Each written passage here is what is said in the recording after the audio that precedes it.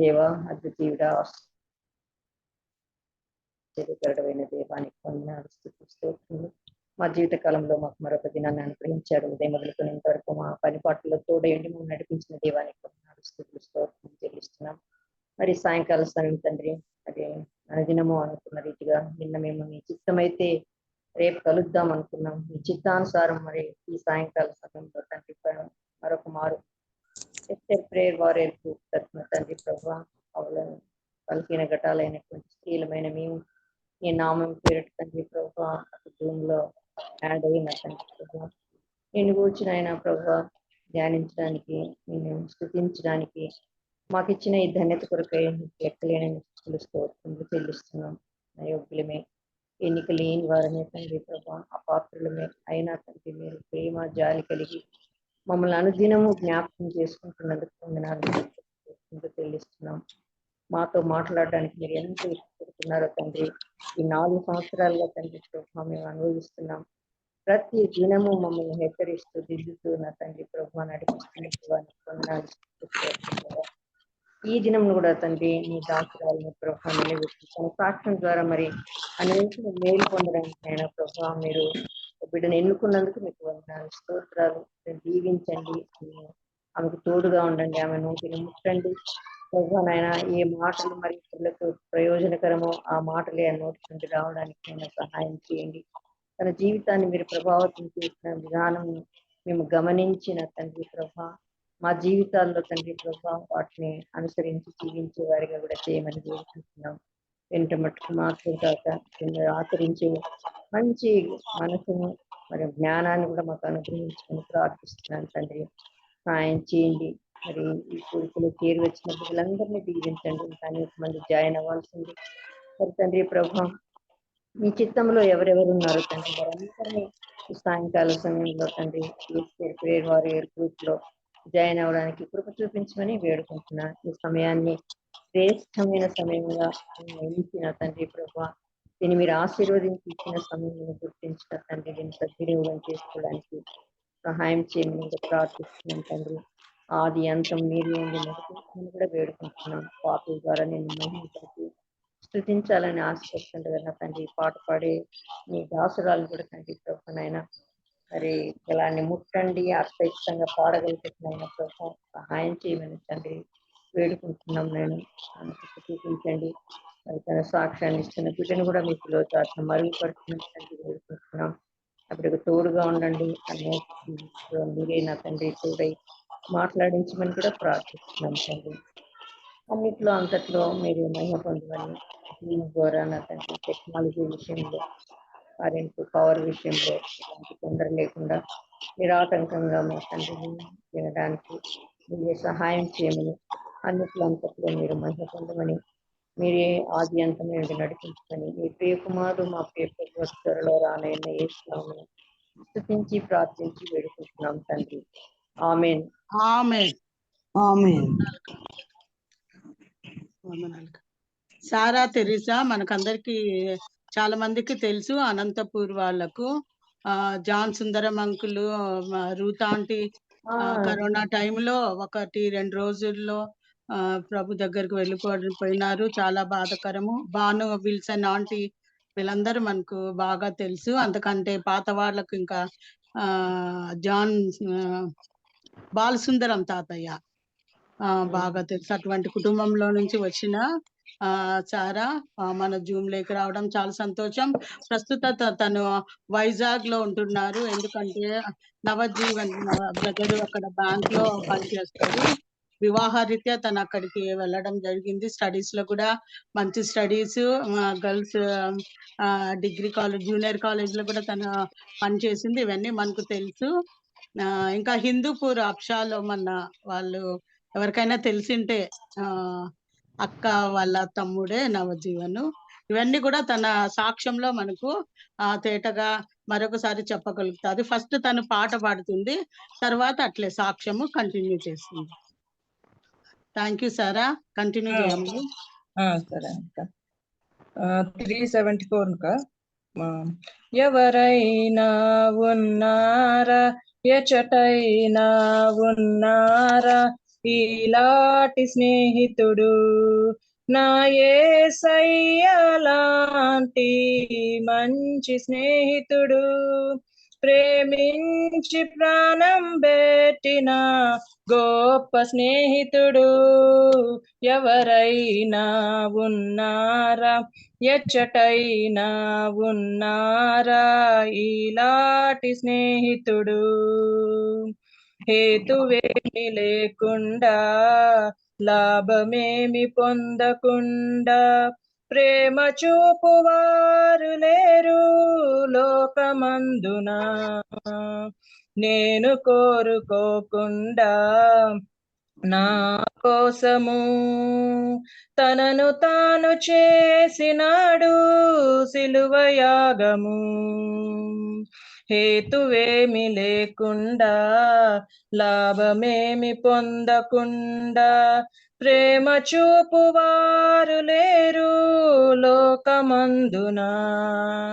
నేను కోరుకోకుండా నా కోసము తనను తాను చేసినాడు సిలువ యాగము. ఎవరైనా ఉన్నారా, ఎచటైనా ఉన్నారా ఈలాటి స్నేహితుడు, నా యేసయ్య లాంటి మంచి స్నేహితుడు, ప్రేమించి ప్రాణం పెట్టిన గొప్ప స్నేహితుడు ఎవరైనా ఉన్నారా, ఎచటైనా ఉన్నారా ఈలాటి స్నేహితుడు. అంతస్తులు లేకుండా అర్హతలు చూడకుండా జతను కోరువారు దొరకరు ఎంత వెదకినా.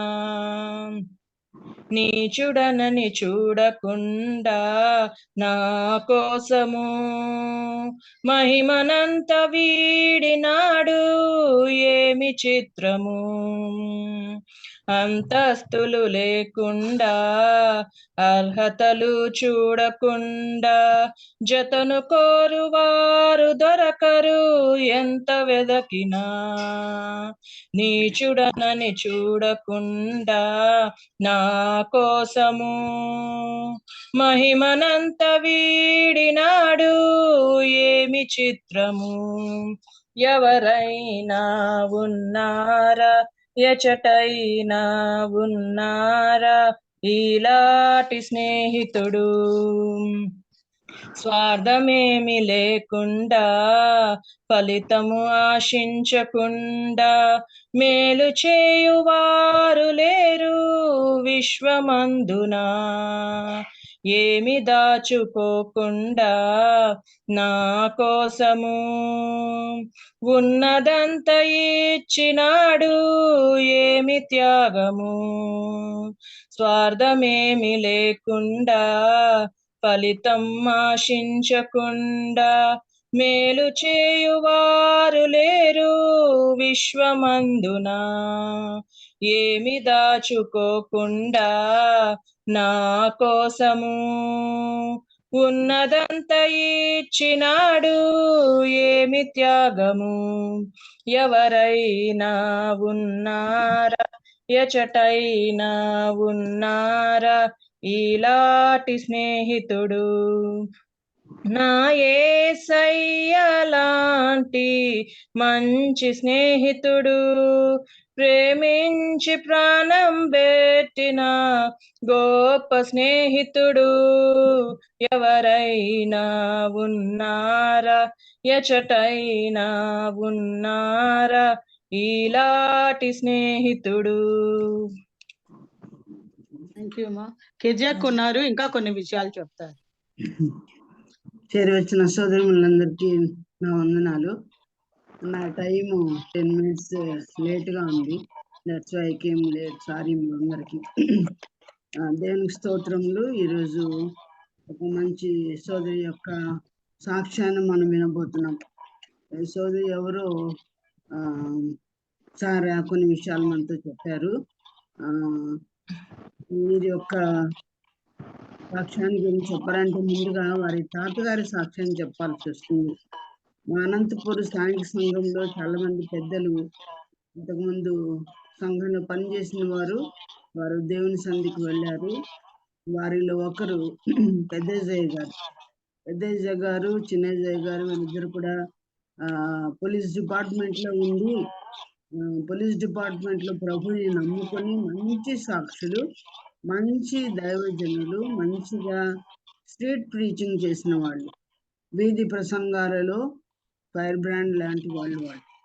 మరి అటువంటి పెద్దజయ్య గారి యొక్క మనుమరాలే అనగా కుమార్తె అయిన రూత్ యొక్క పెద్ద కుమార్తె చారా. ముఖ్యంగా రూత్ నా క్లాస్మేట్. 5th క్లాస్లో ఇద్దరం కలిసి చదువుకున్నాం. 5th క్లాస్లో వాళ్ళ తల్లిగారు రూత్ తల్లిగారు మాకు క్లాస్ టీచర్గా ఉండేవాళ్ళు. నేను వ్యవసాయం కూడా కలిసి అప్పుడు చదువుకున్నాం అన్నమాట. అలాగా తను ప్రభుని నమ్ముకుని ప్రభు కొరకు సాక్షిగా ఉండి బాలసుందరం గారి కోడలైపోయింది. అంకుల్ నిర్వహిస్తూ వచ్చిన సంఘాలలో ముఖ్యంగా అనంతపురం సంఘంలో మరి తను కూడా ఉంటూ భర్తతో కూడా కలిసి సంఘ పరిచయలో పాల్గొనింది. తల్లిదండ్రులు ఇద్దరు అనగా సారా తెరసా యొక్క ఇద్దరు తల్లిదండ్రులు రెవెన్యూ డిపార్ట్మెంట్ ఉండేవాళ్ళు. ఇద్దరు కూడా ఎంఆర్ వస్తే కదా నాన్న సారా? ఇద్దరు కూడా ఎంఆర్ఓలుగా పనిచేస్తారు. ఇద్దరు అలాగూ వారు పనిచేస్తూ నిజంగా సంఘాన్ని కూడా చూసుకునేవాళ్ళు. ముఖ్యంగా కోవిడ్ సమయంలో తాను అడ్మిట్ అయినప్పుడు నాకు ఫోన్ చేసింది. ఒక్క బెడ్ దొరికితే చాలు మా ఒక్క బెడ్ కోసం అడగవా బత్తలపల్లి అనింది. ఆమె కొరకు బెడ్కు ప్రయత్నం చేయడం కూడా జరిగింది. అయినా ఆ దినాలు ఎవరైనా చనిపోతే కానీ బెడ్ దొరకదన్నమాట. అటువంటి పరిస్థితుల్లో చాలా చక్కగా మాట్లాడింది కానీ బెడ్ తనకు దొరకలేదు. ఎందుకో దేవుని చిత్తమేమో. ఇద్దరు కూడా 2 రోజుల తేడాతో ఈ లోకాన్ని విడిచి వెళ్ళడం జరిగింది.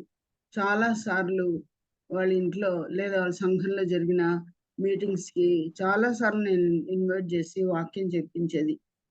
మరి ప్రభువుని గురించిన సంగతులు అనేక విషయాలు పంచుకునే వాళ్ళం. ఇంటికి వచ్చేవాళ్ళు భార్యాభర్తలు కూడా.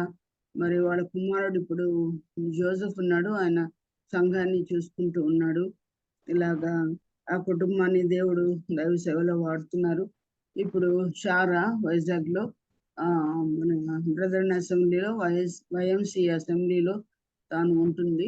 నవజీవన్ గారు వారి భర్త గారు. నిజంగా నవజీవన్ గారు కూడా చాలా విశ్వాసి. రాంపూర్ ప్రాంతంలో ఉన్న మరి దైవజనుడు ప్రభునందు నిద్రించాడు. వారి తండ్రి గారు వారి యొక్క మొదటి కుమారుడు అబ్షాలోం గారి యొక్క తమ్ముడే. మరి ఆ బిడ్డ తన జీవితంలో కూడా ఎంతో కష్టాన్ని అనుభవించాడు. డిపార్ట్మెంట్లో అన్యాయంగా తన పైన కేసులు పెట్టినప్పుడు కొన్ని రోజులు ఆయన జైల్లో కూడా ఉండవలసి వచ్చింది. యోసేపు లాగా ఒక క్లీన్ చిట్తో దేవుడు ఆ బిడ్డను బయటికి తీసుకొచ్చాడు. ఆ దినాలు వారు అనుభవించిన శ్రమ, బాధ ఎంతో గొప్పది. కన్నీరు అవన్నిటినీ షారా తన సాక్ష్యంలో చెప్తుంది. ఎలాగో ప్రభుని నమ్ముకుందో, ఎలాగో దేవుడు తనకు మేలు చేశాడో, ఎలాగో వారిని స్థిరపరిచాడో అవన్నీ కూడా తన నోటి ద్వారానే తన సాక్ష్యాన్ని మనం విన్నాం. అని ఒకసారి మాట్లాడుతున్నానని సాక్ష్యాన్ని చెప్పమని అడిగినప్పుడు ఆమె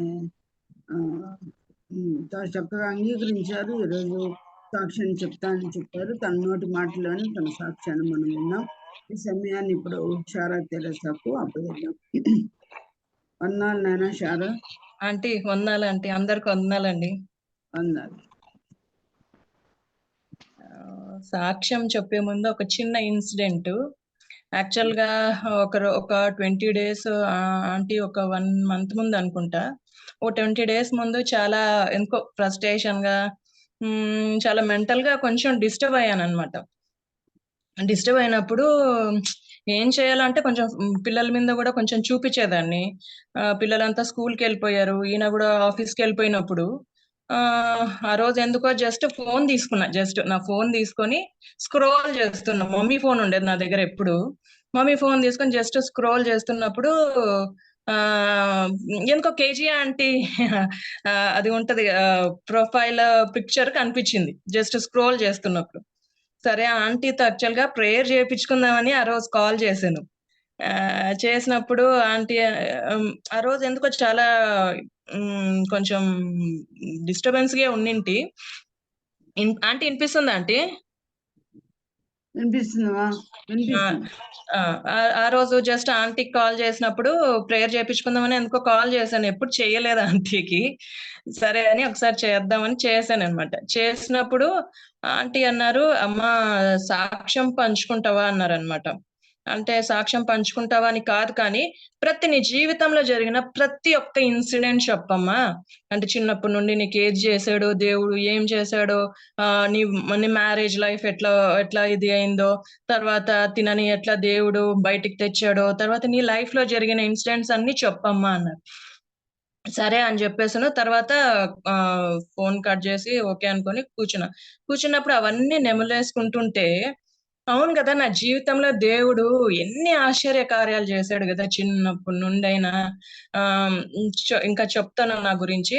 సో, అన్ని ఆశ్చర్య కార్యాలు చేసిన దేవుణ్ణి నేను నా ఒక చిన్న ఫ్రస్ట్రేషన్‌తో నేనెందుకు అవమానపరిచినట్లు కదా దేవుణ్ణి. సో, ఒక్కొక్క ఇన్సిడెంట్‌ని నేను రిమెంబర్ చేసుకుంటున్నప్పుడు ఎంత ఆశ్చర్య కార్యాలు, ఎన్ని కార్యాలు నా జీవితంలో దేవుడు చేశారు.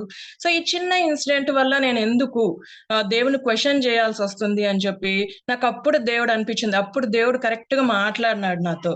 ఎందుకంటే ఆంటీకి ఆ రోజు చెప్పినప్పుడు కొంచెం అన్ని నా జీవితంలో ఏం జరిగినాయని కొంచెం జ్ఞప్తికి చేర్చుకుంటుంటానన్నమాట. ఇంకా సరేలే అని చెప్పి అప్పుడు దేవుడన్నాడు, నాతో మాట్లాడిన మాట ఇదే అన్నమాట. ఇన్ని చేశాను కదా నీకు ఆశ్చర్య కార్యాలు, ఇన్ని జీవితంలో చేశాను గదా! ఎందుకు చిన్న చిన్న వాటికి నువ్వు కృంగిపోతావు?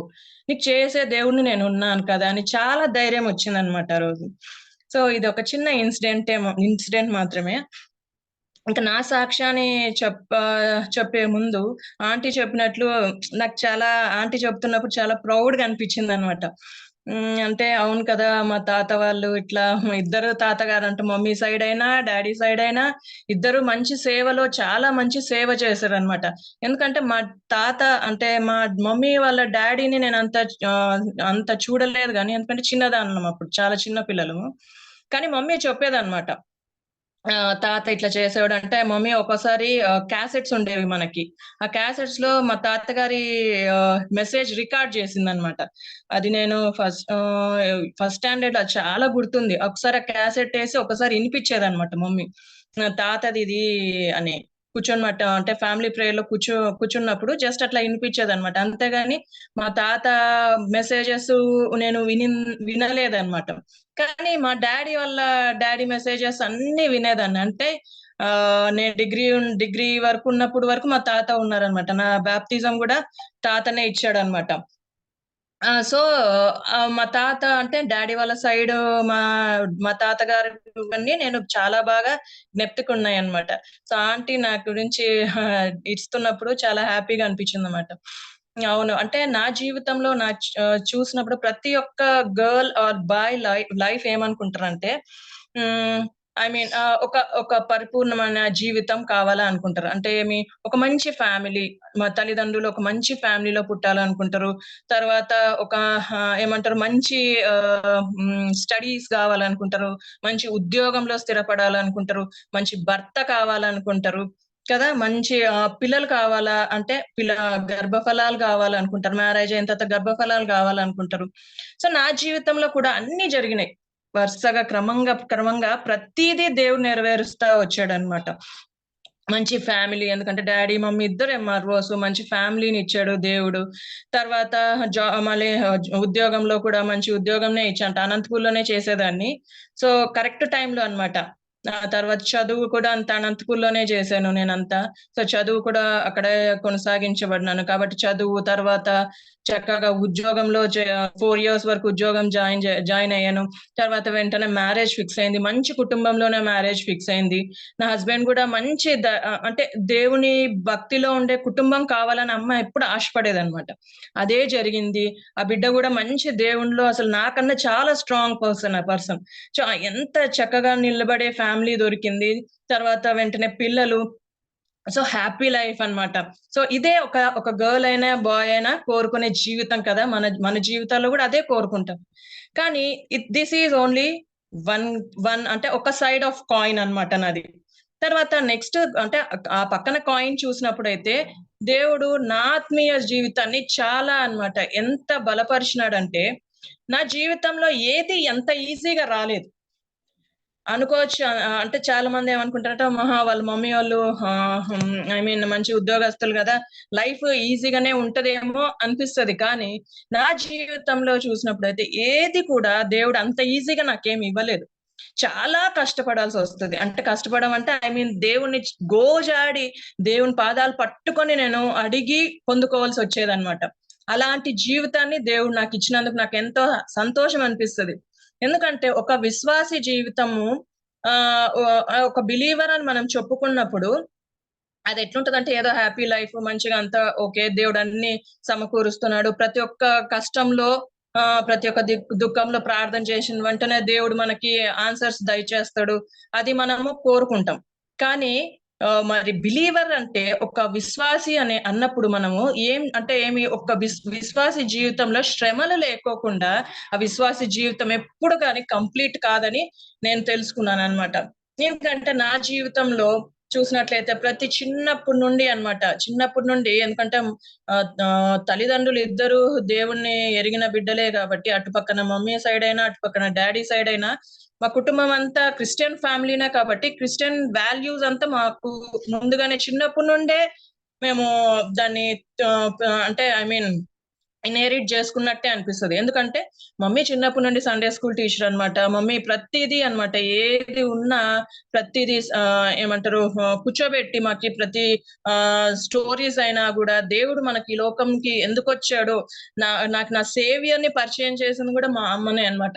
సో ఆమె చెప్పేదన్నమాట. అమ్మా దేవుడు మన లోకానికి ఎందుకొచ్చాడో అర్థం చేసుకోవాలా అని ఎన్నో సార్లు చెప్పినా కొంచెం నేను అంటే అప్పుడు చిన్న పిల్లని కాబట్టి చూద్దాంలేమా అనుకునేదాన్నన్నమాట. సో అట్లా చిన్నప్పటి నుండే మమ్మీ, డాడీ తర్వాత తాత వాళ్ళు అంతా ఉన్నారు గాబట్టి అంటే కొంతమందికి ఉంటది గదా! దేవుణ్ణి నమ్ముకోవాలా అంటే ఎన్ని కష్ట పరిస్థితులు గుండా బిడ్డలు పోతుంటారు గదా! అలాంటి కష్ట పరిస్థితి అయితే నాకు లేదు కానీ దేవుడు నన్ను మౌల్డ్ చేస్తా వచ్చాడన్నమాట. ప్రతి ఒక్క విషయంలో, ప్రతి ఒక్క సిట్యుయేషన్స్‌లో చాలా మౌల్డ్ చేశాడన్నమాట. నేను చిన్నప్పుడు అంటే చాలా ఇన్సిడెంట్స్ గుర్తులేవు కానీ, చిన్నప్పుడు ఒక ఇన్సిడెంట్ ఒకటి జరిగిందన్నమాట. ఏదో ఒకసారి మా డ్యాడీ ఏమో అన్నమాట కోపపడినందుకు అంటే డ్యాడీ, మమ్మీ వాళ్ళు ఆఫీస్‌కెళ్ళిపోయేవారు గదా! అయితే చిన్నప్పుడు ఏదో చిన్న ఇష్యూ వచ్చి డ్యాడీ నా మీద కోపపడ్డాడు. కోపపడినప్పుడు అప్పుడేమనుకుంది నేను ఇల్లు విడిచిపెట్టి ఎళ్ళిపోతాను అనుకునేదాన్నన్నమాట. సరే ఒకరోజు అంటే ఫస్ట్ స్టాండర్డ్ అనుకుంటా బాగా గుర్తుంది. ఫస్టో, సెకండ్ స్టాండర్డో చక్కగా లెటర్ రాసి డాడీ ఐ యామ్ లీవింగ్ అని రాసి చక్కగా పెట్టేసేసి ఆ లెటర్‌ని తీసుకుపోయి బెడ్ మీద పెట్టేసి బయలుదేరదామని మంచిగా బట్టలన్నీ సర్దుకున్నాం. సర్దుకొని సరే ఇంకా అప్పుడు ఒక పనామెని పెట్టిందన్నమాట మమ్మీ. అప్పుడు ఆఫీస్‌కెళ్ళి కష్టమైతుందని చెప్పి ఒక పనామెని ఆమెకు తెలియకోకుండా ఏం చేశానంటే సరే ఇంటి వెనకాల నుండి బయలుదేరడం స్టార్ట్ చేసిన. అంటే చెల్లి ఉండేదన్నమాట నాకి. తమ్ముడున్నాడు. వాడు చిన్నోడు కాబట్టి వాడు ముందర ఆడుకుంటున్నాడన్నమాట. చెల్లి ఉంది. చెల్లి నా పక్కనే ఉంటది. అది ఏడుస్తుందన్నమాట నేనెళ్తుంటే.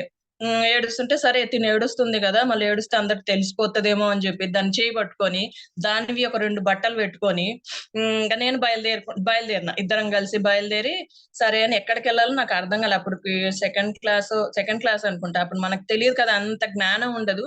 కానీ బస్ స్టాండ్ అయితే కొంచెం నాకు ఐడియా ఉండేదన్నమాట. ఆ సందులు అంటే జెహోషామా చర్చ్ సందులో నుండి ఎళ్ళేవాళ్ళమన్నమాట అప్పుడు. సో సరే అది ఏరియా ఐడియా ఉంది కాబట్టి ఆ ఏరియా గుండా అట్లనే నడుచుకుంటూ ఎళ్ళానన్నమాట. నడుచుకుంటా ఎళ్లి బస్ స్టాండ్‌కైతే ఎళ్ళిపోయినాను. రీచ్ అయినాను. బస్ స్టాండ్ మనకిట్లా బల్ల ఉంటది గదా! ఆ బల్ల మీద నేను చెల్లిని కూర్చోబెట్టుకున్నా.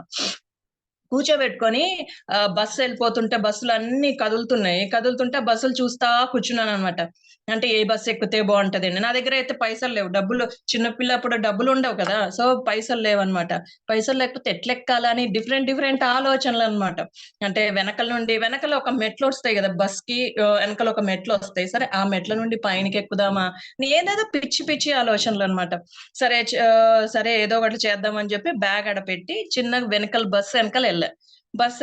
వెనకాల వెళ్ళినప్పుడు బస్సు చెల్లి ఏడుపు స్టార్ట్ చేసింది అనమాట.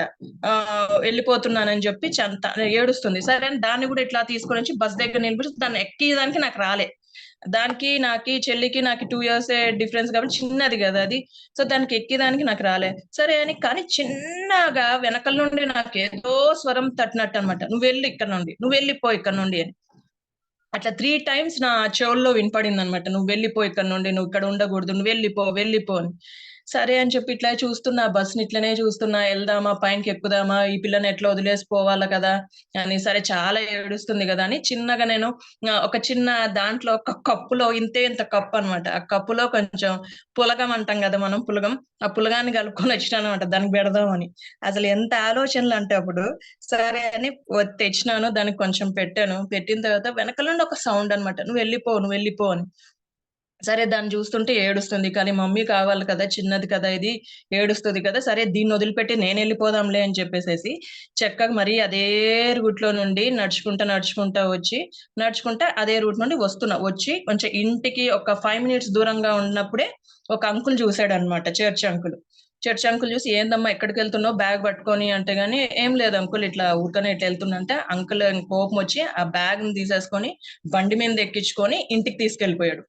ఇంటికి తీసుకెళ్లి డాడీ వాళ్ళు అప్పటికి బాగా సర్చ్ చేస్తున్నారు అనమాట. డాడీ మమ్మీ అయితే ఫుల్ ఇంకా ఏడుపులో అనమాట. సర్చ్ చేస్తున్నారు. మమ్మల్ని ఒక్కసారి చూసేసరికి డాడీ నన్ను లాక్కెళ్ళి ఒక్కటి ఇచ్చాడు అనమాట. అసలు నీకు భయం లేదా, నువ్వు ఎక్కడికి వెళ్ళాలి అనుకుంటున్నావు, చిన్న పాపని తీసుకొని వెళ్ళిపోతావా నువ్వు అని. అప్పుడు చాలా ఏడ్చాను అనమాట. ఎందుకు ఈయన ఇట్లా కొడతాడు, ఇలా కొట్టేస్తున్నాడు అని చెప్పి ఏడ్చిన తర్వాత అట్లానే కూర్చుంటే మమ్మీ వచ్చిందనమాట. మమ్మీ వచ్చి ఒక్కటే చెప్పింది, ఎక్కడికి వెళ్ళాలనుకుంటున్నావమ్మా అని. లేదు మా, నాకు ఇష్టం లేదు ఈ ఇల్లు, నేను వెళ్ళిపోదాం అనుకున్నాను అంటే, అట్లా ఎట్లా అనుకుంటావు, ఇల్లు ఎందుకు ఇష్టం లేదు నీకు అనింది అనమాట. అది చాలా నాకు ఆ వర్డ్స్ అన్ని భలే గుర్తున్నాయి మమ్మీ చెప్పింది. నాకెందుకో నచ్చట్లేదు మా అంటే, కానీ నువ్వు ఎక్కడ వెళ్తావు అనింది అనమాట. ఎక్కడ వెళ్తావు అంటే, నేను బస్ నుండి వెళ్ళిపోతానంటే, మరి బస్ లో వెళ్తే మరి నీకు డబ్బులు లేవు కదా, మరి అక్కడ నుండి వేరే వాళ్ళు తీసుకపోతే ఒకరు అంటే ఇంకా చిన్న పిల్లల్ని ఏం చేస్తారో తెలియదు కదండి. సో అలా మమ్మీ కూర్చోబెట్టి నీట్ గా ఎక్స్ప్లెయిన్ చేసింది అనమాట. అట్లా ఉండకూడదమ్మా, వేరే వాళ్ళని తీసుకెళ్లిపోయినారు అనుకో ఎంత ఇది కదా, అప్పుడు అమ్మా నాన్న నీకు ఉంటారా, మమ్మీ నీకు పెడతదా, చిన్న పాప నువ్వు తీసుకెళ్ళిపోతున్నావు కదా, చెల్లిని తీసుకుపోతున్నావు కదా నువ్వు అని చాలా అంటే ఒక ఇదిగా ఆ మమ్మీ ఎంత కన్సోల్ చేసిందంటే, అవును కదా నాకు అప్పుడు అనిపించింది. నువ్వు మోకాళ్ళు ఒంగు అనిందనమాట మమ్మీ. ఎందుకు అంటే, నువ్వు మోకాళ్ళు ఒంగి దేవునికి చెప్పు, నువ్వు నేను చేసింది తప్పు అని చెప్పు అంటే నాకు అర్థమయ్యేది కదా. దేవునికి ఎందుకు చెప్పాలి మమ్మీ తప్పు అని చెప్పి అంటే, లేదు నువ్వు రాంగ్ చేసావు కాబట్టి నువ్వు మోకాళ్ళు వంగి దేవునికి ఐఎమ్ సారీ గాడ్ అని చెప్పు అనింది అనమాట. అదే చిన్న వర్డ్ అనమాట. సరే అని మోకాళ్ళు వంగి మమ్మీ చెప్పింది కదా అని చెప్పి ఐఎమ్ సారీ గాడ్ అని చెప్పినాను అనమాట. తర్వాత డాడీ దగ్గర పోయి నువ్వు ఒకసారి చెప్పు డాడీకి అని. సరే డాడీకి చెప్తే ఇంకా సరే కోపంతో డాడీ వెళ్ళిపోయాడు అనమాట. అదొక చిన్న ఇన్సిడెంట్ నా జీవితంలో, ఫస్ట్ స్టాండర్డ్ లో అనమాట. అప్పుడు అనిపించింది అనమాట. ఇర్మియాలో ఉంటది, ఇర్మియా అనుకుంటా, ఇర్మియా గ్రంథంలో ఫస్ట్ చాప్టర్ లో 2nd verse 3rd verse ఉంటది కదా, భూమి పునాదులు వేయక ముందే నిన్ను ఏర్పరిచిన కొనిన దేవుడని నేనే అని. సో నాకు అప్పుడు అనిపించింది అనమాట, కరెక్టే అంటే ఇప్పుడు అనిపిస్తుంది, అప్పుడు ఏదో అనుకున్నాను కానీ తర్వాత సరే ఇంకా అప్పటికి ఓకే అది అట్లా పని చేశాను కదా అని చెప్పేసి, తర్వాత నెక్స్ట్ ఏమైపోయిందంటే నెక్స్ట్ ఇంకొక ఇన్సిడెంట్ అనమాట. తర్వాత అలా మమ్మీ చిన్నగా స్టార్ట్ చేసింది అనమాట. అంటే మోకాళ్ళొంగి ప్రార్థన చేయాలా, నువ్వు తప్పు చేసినావు కదా అనేది చిన్నగా స్టార్ట్ చేయించింది ప్రార్థన. తర్వాత ఇంకొక ఇన్సిడెంట్ అనమాట. అది ఇంకొక ఇన్సిడెంట్ ఏమంటే ఫ్రెండ్స్ అంతా చిన్నప్పుడు 4th స్టాండర్డ్ ఏమో అనుకుంటా. అప్పుడు 4థో, 5థో స్టాండర్డ్. అప్పుడు చిన్నప్పుడు ఫ్రెండ్స్ అంతా స్కూల్స్‌లో ఈ జామకాయలంట, తర్వాత అప్పుడు మనకి నన్నారి బాటిల్ నన్నారి దొరికేదనమాట. గ్లాస్‌లో మామూలుగా చిన్న చిన్న కొట్లో పెట్టేవాళ్ళనమాట. 10 రూపీసో, 5 రూపీసో నన్నారి ఇంత చిన్న గ్లాస్‌లో ఇచ్చేవాళ్ళనమాట. సో, అందరు ఫ్రెండ్స్ అంతా అంటే పిల్లలంతా గదా! వాళ్ళెళ్లి వాళ్ళ మమ్మీ తాగిచ్చేవారు. తా తాగిపిచ్చుకొని తీసుకొనొచ్చేవాళ్ళన్నమాట. అయితే మమ్మీ, డ్యాడీ అప్పుడు ఆఫీస్ పని మంది ఉండేవారు గదా! అంత అంటే అంత వచ్చి వాళ్ళు మమ్మల్ని తీసుకెళ్ళి అట్లా ఉండేది కాదనమాట. అమ్మ పాపం ఎప్పుడో మార్నింగ్ 10:00కెళ్తే ఈవినింగ్ 6:00 అట్లా వచ్చేదనమాట. డ్యాడీ అయితే ఇంకా ఆయనకన్నీ బయట అన్నమాట. అంటే ఐ మీన్ వేరేగా ట్రాన్స్‌ఫర్స్ ఉండేవన్నమాట. మన జిల్లాలోనే కానీ డిఫరెంట్ డిఫరెంట్ చోట్లన్నమాట. తర్వాత బొమ్మన్ హాల్ అని చెప్పి, తర్వాత ఇంకా 2, 3 ఏవో ఉన్నాయి. అట్లా ట్రాన్స్‌ఫర్స్ మీద డ్యాడీ ఉండేవాడు ఎక్కువ శాతం. మమ్మీ ఎక్కువ మాతో ఉండేదన్నమాట. సో, అట్లా అని చెప్పి చాలా అందరు తాగిస్తుంటే మా మమ్మీ వోళ్ళు ఎందుకు ఇట్లా లేరు? నన్నెందుకు ఇట్లా వదిలేస్తారు అని చెప్పి ఒకసారి ఏం చేశానంటే మమ్మీ పర్స్ పెట్టిందనమాట. ఒక షెల్ఫ్‌లో పర్స్ పెడితే నేనేం చేసినా చిన్నగా పర్స్ ఓపెన్ చేసి ఒక 15 రూపీసో, 20 రూపీసో తీసా. తీసేసిన తర్వాత మళ్ళీ చిన్నగా పర్స్ క్లోజ్ చేసేసి ఆడ పెట్టేసేసి ఇంక యథాప్రకారం మమ్మీ 3:00 వస్తదనమాట. 1:00కో, 2:00కో భోజనానికొస్తది. సో, భోజనానికొచ్చిన తర్వాత మా అందరికి భోజనం పెట్టి మమ్మల్ని పడుకోపెట్టి అమ్మ ఎళ్ళిందనమాట. పనామెని పెట్టి ఎళ్ళింది. ఎళ్ళిన తర్వాత చిన్నగా నేను మమ్మీ పండుకోబెట్టింది కదా అని చిన్నగా లేసి అక్కడ ఒక షాప్ ఉంటదనమాట. ఆ షాప్‌కెళ్ళి 15 రూపీస్ ఇచ్చేసేసి ఇంకోటి గోల్డ్ స్పాట్ అని ఒకటి డ్రింక్ ఉండేది అప్పుడు ఆ టైంలో. అదొకటి తీసుకొని సరే చెల్లి ఉంది, తమ్ముడు ఉన్నాడు కదా అని అది తీసుకొని నన్నారి తీసుకొని చిన్న దానికి ఒక 5 రూపీస్‌లో చిన్న టాయ్ వస్తదనమాట బొమ్మది. బొమ్మొచ్చేది ఇంతే ఇంత బొమ్మ. ఆ బొమ్మను పట్టుకొని వచ్చాను. వచ్చి వాళ్ళనిద్దరిని లేపి ఆ నన్నారి తాగిచ్చి, ఆ బొమ్మను దానికిచ్చి అంటే ఆ పిల్ల అనేదండి. "ఎక్కడుంది అక్క" అంటే, "ఏం లేదులే తీసుకో" అని చెప్పి అంటే వాళ్ళిద్దరికి పెట్టేసేసి కూర్చున్నాం. తర్వాత ఈవినింగ్ వచ్చినప్పుడు చెల్లి మమ్మీకి చెప్పిందనమాట. "అమ్మ అక్క బొమ్మ కొనిచ్చింది. మాకి నన్నారి కొనిపించింది, గోల్డ్ స్పాట్ కొనిపించింది, కూల్ డ్రింక్ కొనిపించింది మా" అంటే నాకు తెలీదు వీళ్ళు చెప్పేస్తారని. అయితే మమ్మీ వచ్చి సీరియస్‌గా వచ్చేసింది. సీరియస్‌గా వచ్చి "ఎక్కడి నుండి నీకు డబ్బులొచ్చినాయని?" డబ్బులు ఎక్కడి నుండి వచ్చినాయి నేను చెప్పలేదన్నమాట. నాకు బయట దొరికినాయి అని చెప్పాను. బయట దొరికినాయంటే ఎక్కడ దొరికినాయి చూపిద్దురా అనిందన్నమాట. సరే అని మమ్మీని తీసుకుపోయి ఏదో చెప్పాలి కదా! అని అట్లా తీసుకెళ్ళి ఏదో ఇక్కడే దొరికినాయంటే ఎవరివి అసలు ఇక్కడ డబ్బులు పడినాయంటే పక్కన ఆంటీ వాళ్ళవో ఎవరినైనా నువ్వు అడగాలి కదా! నువ్వు ఎట్లా తీసుకున్నావు అనింది. తర్వాత ఏమోమా నేను తీసుకున్నాను అక్కడే పడిందని చెప్పానన్నమాట. తర్వాత కొంతసేపయినాక మళ్ళీ నైట్ అయిన తర్వాత పడుకోబెట్టుకొని చెప్తుంది. "ఎక్కడివి నీకు డబ్బులు? ఎక్కడివి నీ డబ్బులు? నిజంగా చెప్పు ఎక్కడివి ఆ డబ్బులంటే" "నీ పర్స్‌లో నుండి తీసినా అమ్మా" అని చెప్పానన్నమాట. మమ్మీ అనింది ఒక్కటే ఒకటనింది. "కాదు నేను అంత దేవుని గురించి చెప్తుంటాను గదా! స్టోరీస్ చెప్తుంటాను కదా! తీయగూడదని నువ్వెందుకు తీసావు?" అంటే, మీరెవ్వరు కొనీయరు కదమ్మా మాకి. మా ఫ్రెండ్స్ వాళ్ళ మమ్మీ వాళ్ళైతే చక్కగా వచ్చి అన్నీ తాగిస్తారు, అన్నీ కొనిపిస్తారు.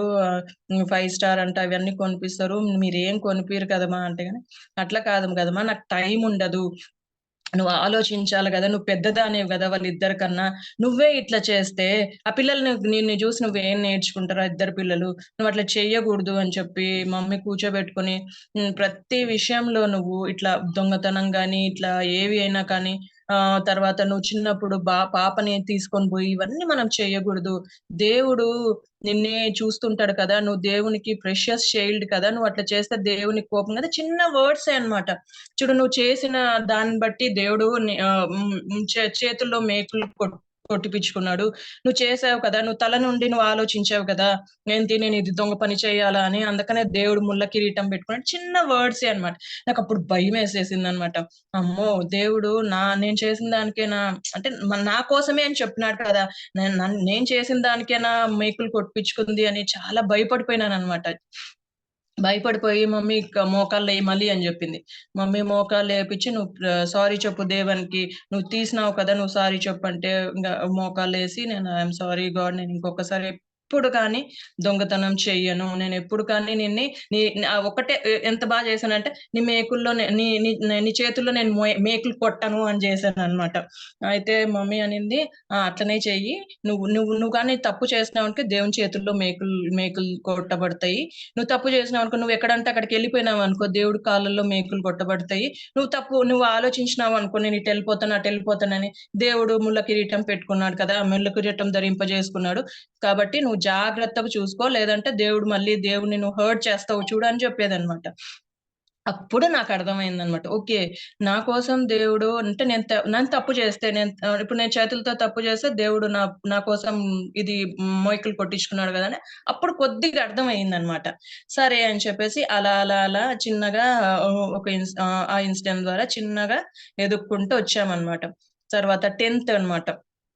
10th ప్రతి విషయంలో కూడా ఎక్కువ అటాచ్మెంట్ మేము మా తల్లితోనే ఉండేవాళ్ళం అనమాట. ఎందుకంటే డాడీ చాలా మట్టుకు వేరే ఊర్లో ఉండేవాడు కాబట్టి ఒక 1 వీక్ వెళ్ళిపోతే ఒక 2 days అట్లా ఇంట్లో ఉండేవాడు అనమాట. కాబట్టి ఎక్కువ అమ్మతో అటాచ్మెంట్ కాబట్టి ఎప్పుడు అమ్మ కూర్చోబెట్టుకొని ఫ్యామిలీ ప్రేయర్ అయినా కూడా అట్లా చేపిచ్చేదనమాట. ఒకసారి ఫస్ట్ స్టాండర్డ్ లోనో కూర్చోబెట్టి అట్లా ప్రేయర్ చేపిస్తున్నప్పుడు మా తాత ఉండేవాడు అనమాట, మమ్మీ వాళ్ళ డాడీ. మా తాత ఎప్పుడు కిటికీ దగ్గర నుండి చూసి ఒక పాట, నేనంటే చాలా ఇష్టం ఆయనకి, ఒక పాట పాడించుకునేవాడు. సంసోన్ అంటే ఎవడురా భలే భలే, అది పాడు తల్లి అని పాడించుకునేవాడు. అంటే అప్పటికి ఆయనకి కొంచెం మైండ్ కొంచెం ఇదైందనమాట తాతకి. ఆయన అక్కడ నిలబడుకొని ఆ కిటికీ దగ్గర ఎప్పుడు నిలబడుకొని బబ్లీ అని పిలిచేవాడు మమ్మల్ని. పాప పాట పాడవా అని పాడించుకునేవాడు పాట ఆయన. సో అట్లా మన జీవితంలో అలా కొంచెం కొనసాగుతున్నప్పుడు 10th క్లాస్కి వచ్చామన్నమాట. 10th క్లాస్కి వచ్చినప్పుడు తర్వాత కష్టపడి చదివామన్నమాట. 10th క్లాస్ లో మమ్మీ చాలా హార్డ్ వర్క్ చేయాలా, మనము మంచి పొజిషన్ లో ఉండాలి అట్లా చెప్పేదన్నమాట.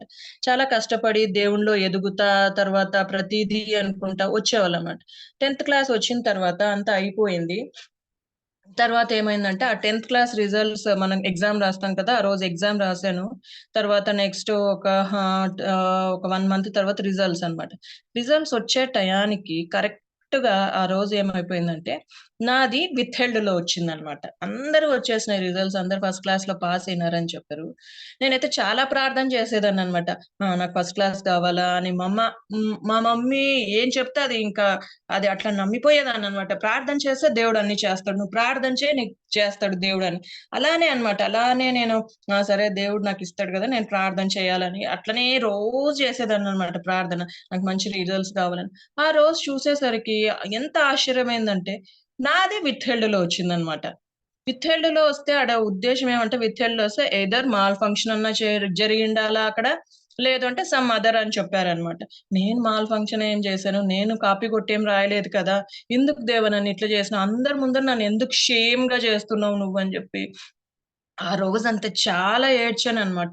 మమ్మీ దగ్గర కూడా పోయి చాలా విసుక్కున్నాననమాట. ఏంటిది మమ్మీ ఇది, ఇంత కష్టపడి నేను చదివితే ఇంత చెమటోర్చి ఇంత బాధగా నేను ప్రతిరోజు ప్రార్థన చేసుకుంటా మమ్మీ, ప్రతిరోజు బైబిల్ చదివేదాన్ని, ఎందుకు దేవుడు నన్ను ఇట్లా చేశాడు, విత్హెల్డ్ లో ఎందుకు బెటర్, అందరు నా ఫ్రెండ్స్ ముందర అంతా షేమ్ కదా నాకి అంటే. ఒకటే చెప్పింది మమ్మీ, నువ్వు ప్రార్థన చేస్తున్నావే కానీ నిజంగా చేస్తున్నావా, ఏదో నీ అవసరాల కోసం నువ్వు చేస్తున్నావా, నువ్వు పాస్ కావాలని నువ్వు చేస్తున్నావా, అది కాదమ్మా ప్రార్థన. అప్పుడు చెప్పిందన్నమాట మమ్మీ, అది కాదు ప్రార్థన, నీ అవసరాల కోసం కాదు ప్రార్థన చేయడము. నువ్వు ఎప్పుడు దేవుడు మన కోసం వచ్చాడు, మన కోసం ఈ లోకానికి ఎందుకు వచ్చాడో, నీ పర్పస్ ఏమి లైఫ్ ఇక్కడ నిన్ను ఎందుకు పెట్టాడో అది, అంతేకాని నీ అవసరాలకి నువ్వు 10th క్లాస్ పాస్ కావాలి కాబట్టి నువ్వు ప్రార్థన చేయాలా, నీకు ఇది జరగలేదు కాబట్టి నువ్వు ఇది ప్రార్థన చేయాలా, నువ్వు అక్కడికి వెళ్ళాలా కాబట్టి ప్రార్థన చేయాలా, అది కాదు మా అనింది అనమాట. సరే అయినా ఏంటిది మమ్మీ ఇంత హర్ట్, అసలు ఎవ్వరు లేనిది నా జీవితంలో నేను ఎప్పుడు గాని చాలా ఇదిగా ఉండేదాన్ని, నాకే ఏంటిది మమ్మీ విత్హెల్డ్ లో వచ్చిందంటే, ఏం కాదు ప్రేయర్ చేసుకో నువ్వు చక్కగా, నేను కూడా ప్రార్థన చేశాను. ఇద్దరం నేను మమ్మీ మోకాళ్ళు లొంగినాం ఆ రోజు, బాగా గుర్తు. మమ్మీ నాతో పాటే మోకాళ్ళు వంగి చెప్పింది, మా ఏం బాధపడద్దు, ఖచ్చితంగా దేవుడు చేస్తాడు నీకు చూడు అని చెప్పి ఆ రోజు ఎందుకో ప్రార్థన చేసింది. అంటే తల మీద పెట్టి ఇట్లా చేసింది అనమాట. చేసిన తర్వాత సరే ఒకసారి రోజు సాయంత్రం అంటే మార్నింగ్ రిజల్ట్స్ అనౌన్స్ చేశారు. సరే సాయంత్రం అయిన తర్వాత అయిపోయింది. సాయంత్రం నెక్స్ట్ రోజు ఏమైందంటే మమ్మీ ఉండు ఒకసారి స్కూల్‌కి కాల్ చేసి కనుక్కుందాము. ఎందుకు అట్లా విత్‌హెల్డ్‌లో వచ్చింది అని చెప్పి సరే అని మమ్మీ స్కూల్‌కెళ్ళిందనమాట. స్కూల్‌కెళ్ళినప్పుడు వాళ్ళు మాట్లాడిన మాటలేమంటే, అమ్మ పాప ఒక్కటే కాదు విత్‌హెల్డ్ వచ్చింది. ఎక్కడ అంటే junior college, boys junior college అక్కడ మాకు పడిందనమాట సెంటర్.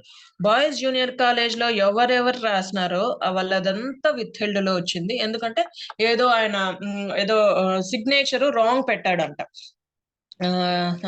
ఇన్విజిలేటర్ అంటే ఏదో సిగ్నేచర్ రాంగ్ పెట్టాడు.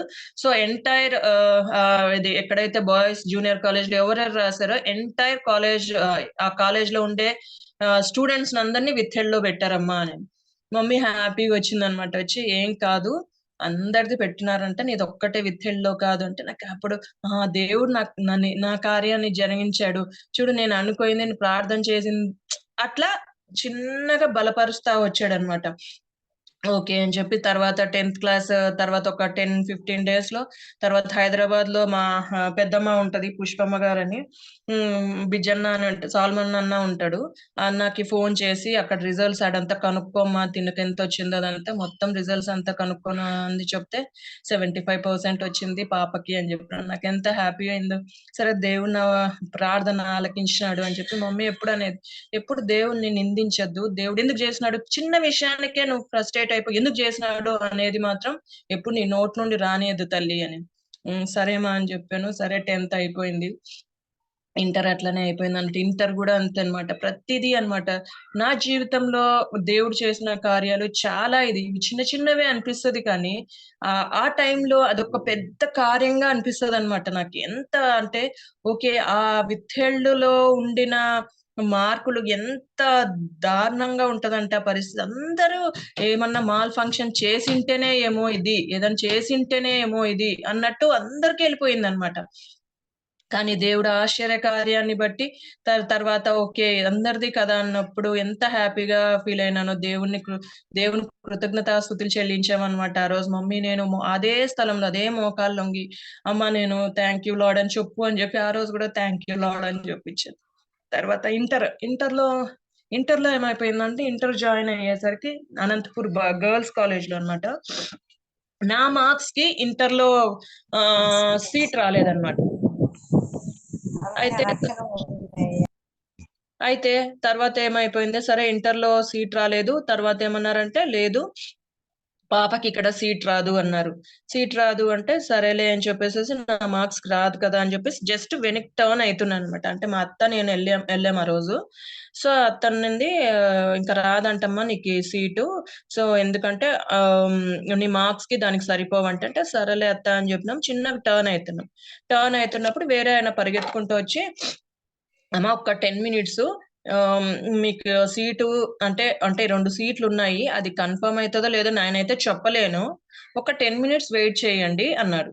సరేలే అని చెప్పి సరే దేవుడేమన్నా కార్యం జరిగిస్తాడేమో అని చెప్పి నేను మా అత్తకి చెప్పాను. అత్త మీరు ఈడుండండి నేను వెనక్కెళ్తాను. అట్లా కొంచెం బయటికెళ్తానని జస్ట్ అట్లా అక్కడ ఒక కాలేజ్‌కి అట్లా టర్న్ ఉంటదనమాట. ఆ టర్న్‌లోకి అట్లా వెళ్ళి అక్కడే కూర్చొని ప్రార్థన చేస్తూ వచ్చిన. దేవా నాకు సీట్ ఇవ్వా, నాకు ఈ సీట్ ఇవ్వా ప్లీజ్ ఒక్క సీట్ ఇదొక్కటే కదా! 2 సీట్లున్నాయి కదా! ఒక్క సీట్ నాకిచ్చేయవా? మరి అందరి ముందర నేను షేమ్ కాకూడదు కదా! అదొక్క సీట్ ఇయ్యవా? అని చెప్పి ఎంత ప్రేయర్ చేసుకుంటూ వచ్చానంటే సరేలే అని జెప్పి జస్ట్ ఒచ్చి లోపలికొచ్చేసరికి అత్తనింది పిలిచినారు నిన్ని అనింది. సరే అని లోపలికి ఎళ్ళిపోయా. ఎళ్ళిపోతే ఆవిడనింది ఒక సీటయితే ఫిలప్ అయిపోయిందండి. ఇంకొక సీటుంది. తను వచ్చే క్యాండిడేట్ రాలే. నువ్వు తీసుకుంటావా అనింది. ఇంక వెంటనే నాకెంత హ్యాపీ అనిపించిందంటే, నేను తీసుకుంటా మేడం అని. ఇంక సరే అప్పుడు గర్ల్స్ కాలేజ్‌లో ఇంకా ఆ సీటొచ్చిందనమాట నాకి. సరే ఫస్ట్ ఇయర్ కంప్లీట్ అయితుంది. ఫస్ట్ ఇయర్ కంప్లీట్ అయినప్పుడు ఫస్ట్ ఇయర్ జాయిన్ అయినానన్నమాట. ఫస్ట్ ఇయర్ జాయిన్ అయినప్పుడు తర్వాత అట్లా కొనసాగుతున్నప్పుడు ఒక 6 మంత్స్, 7 మంత్స్ తర్వాత మాకు ఫస్ట్ ఇయర్‌లో కొన్ని ప్రాక్టికల్స్ చేపిస్తుండే అన్నమాట.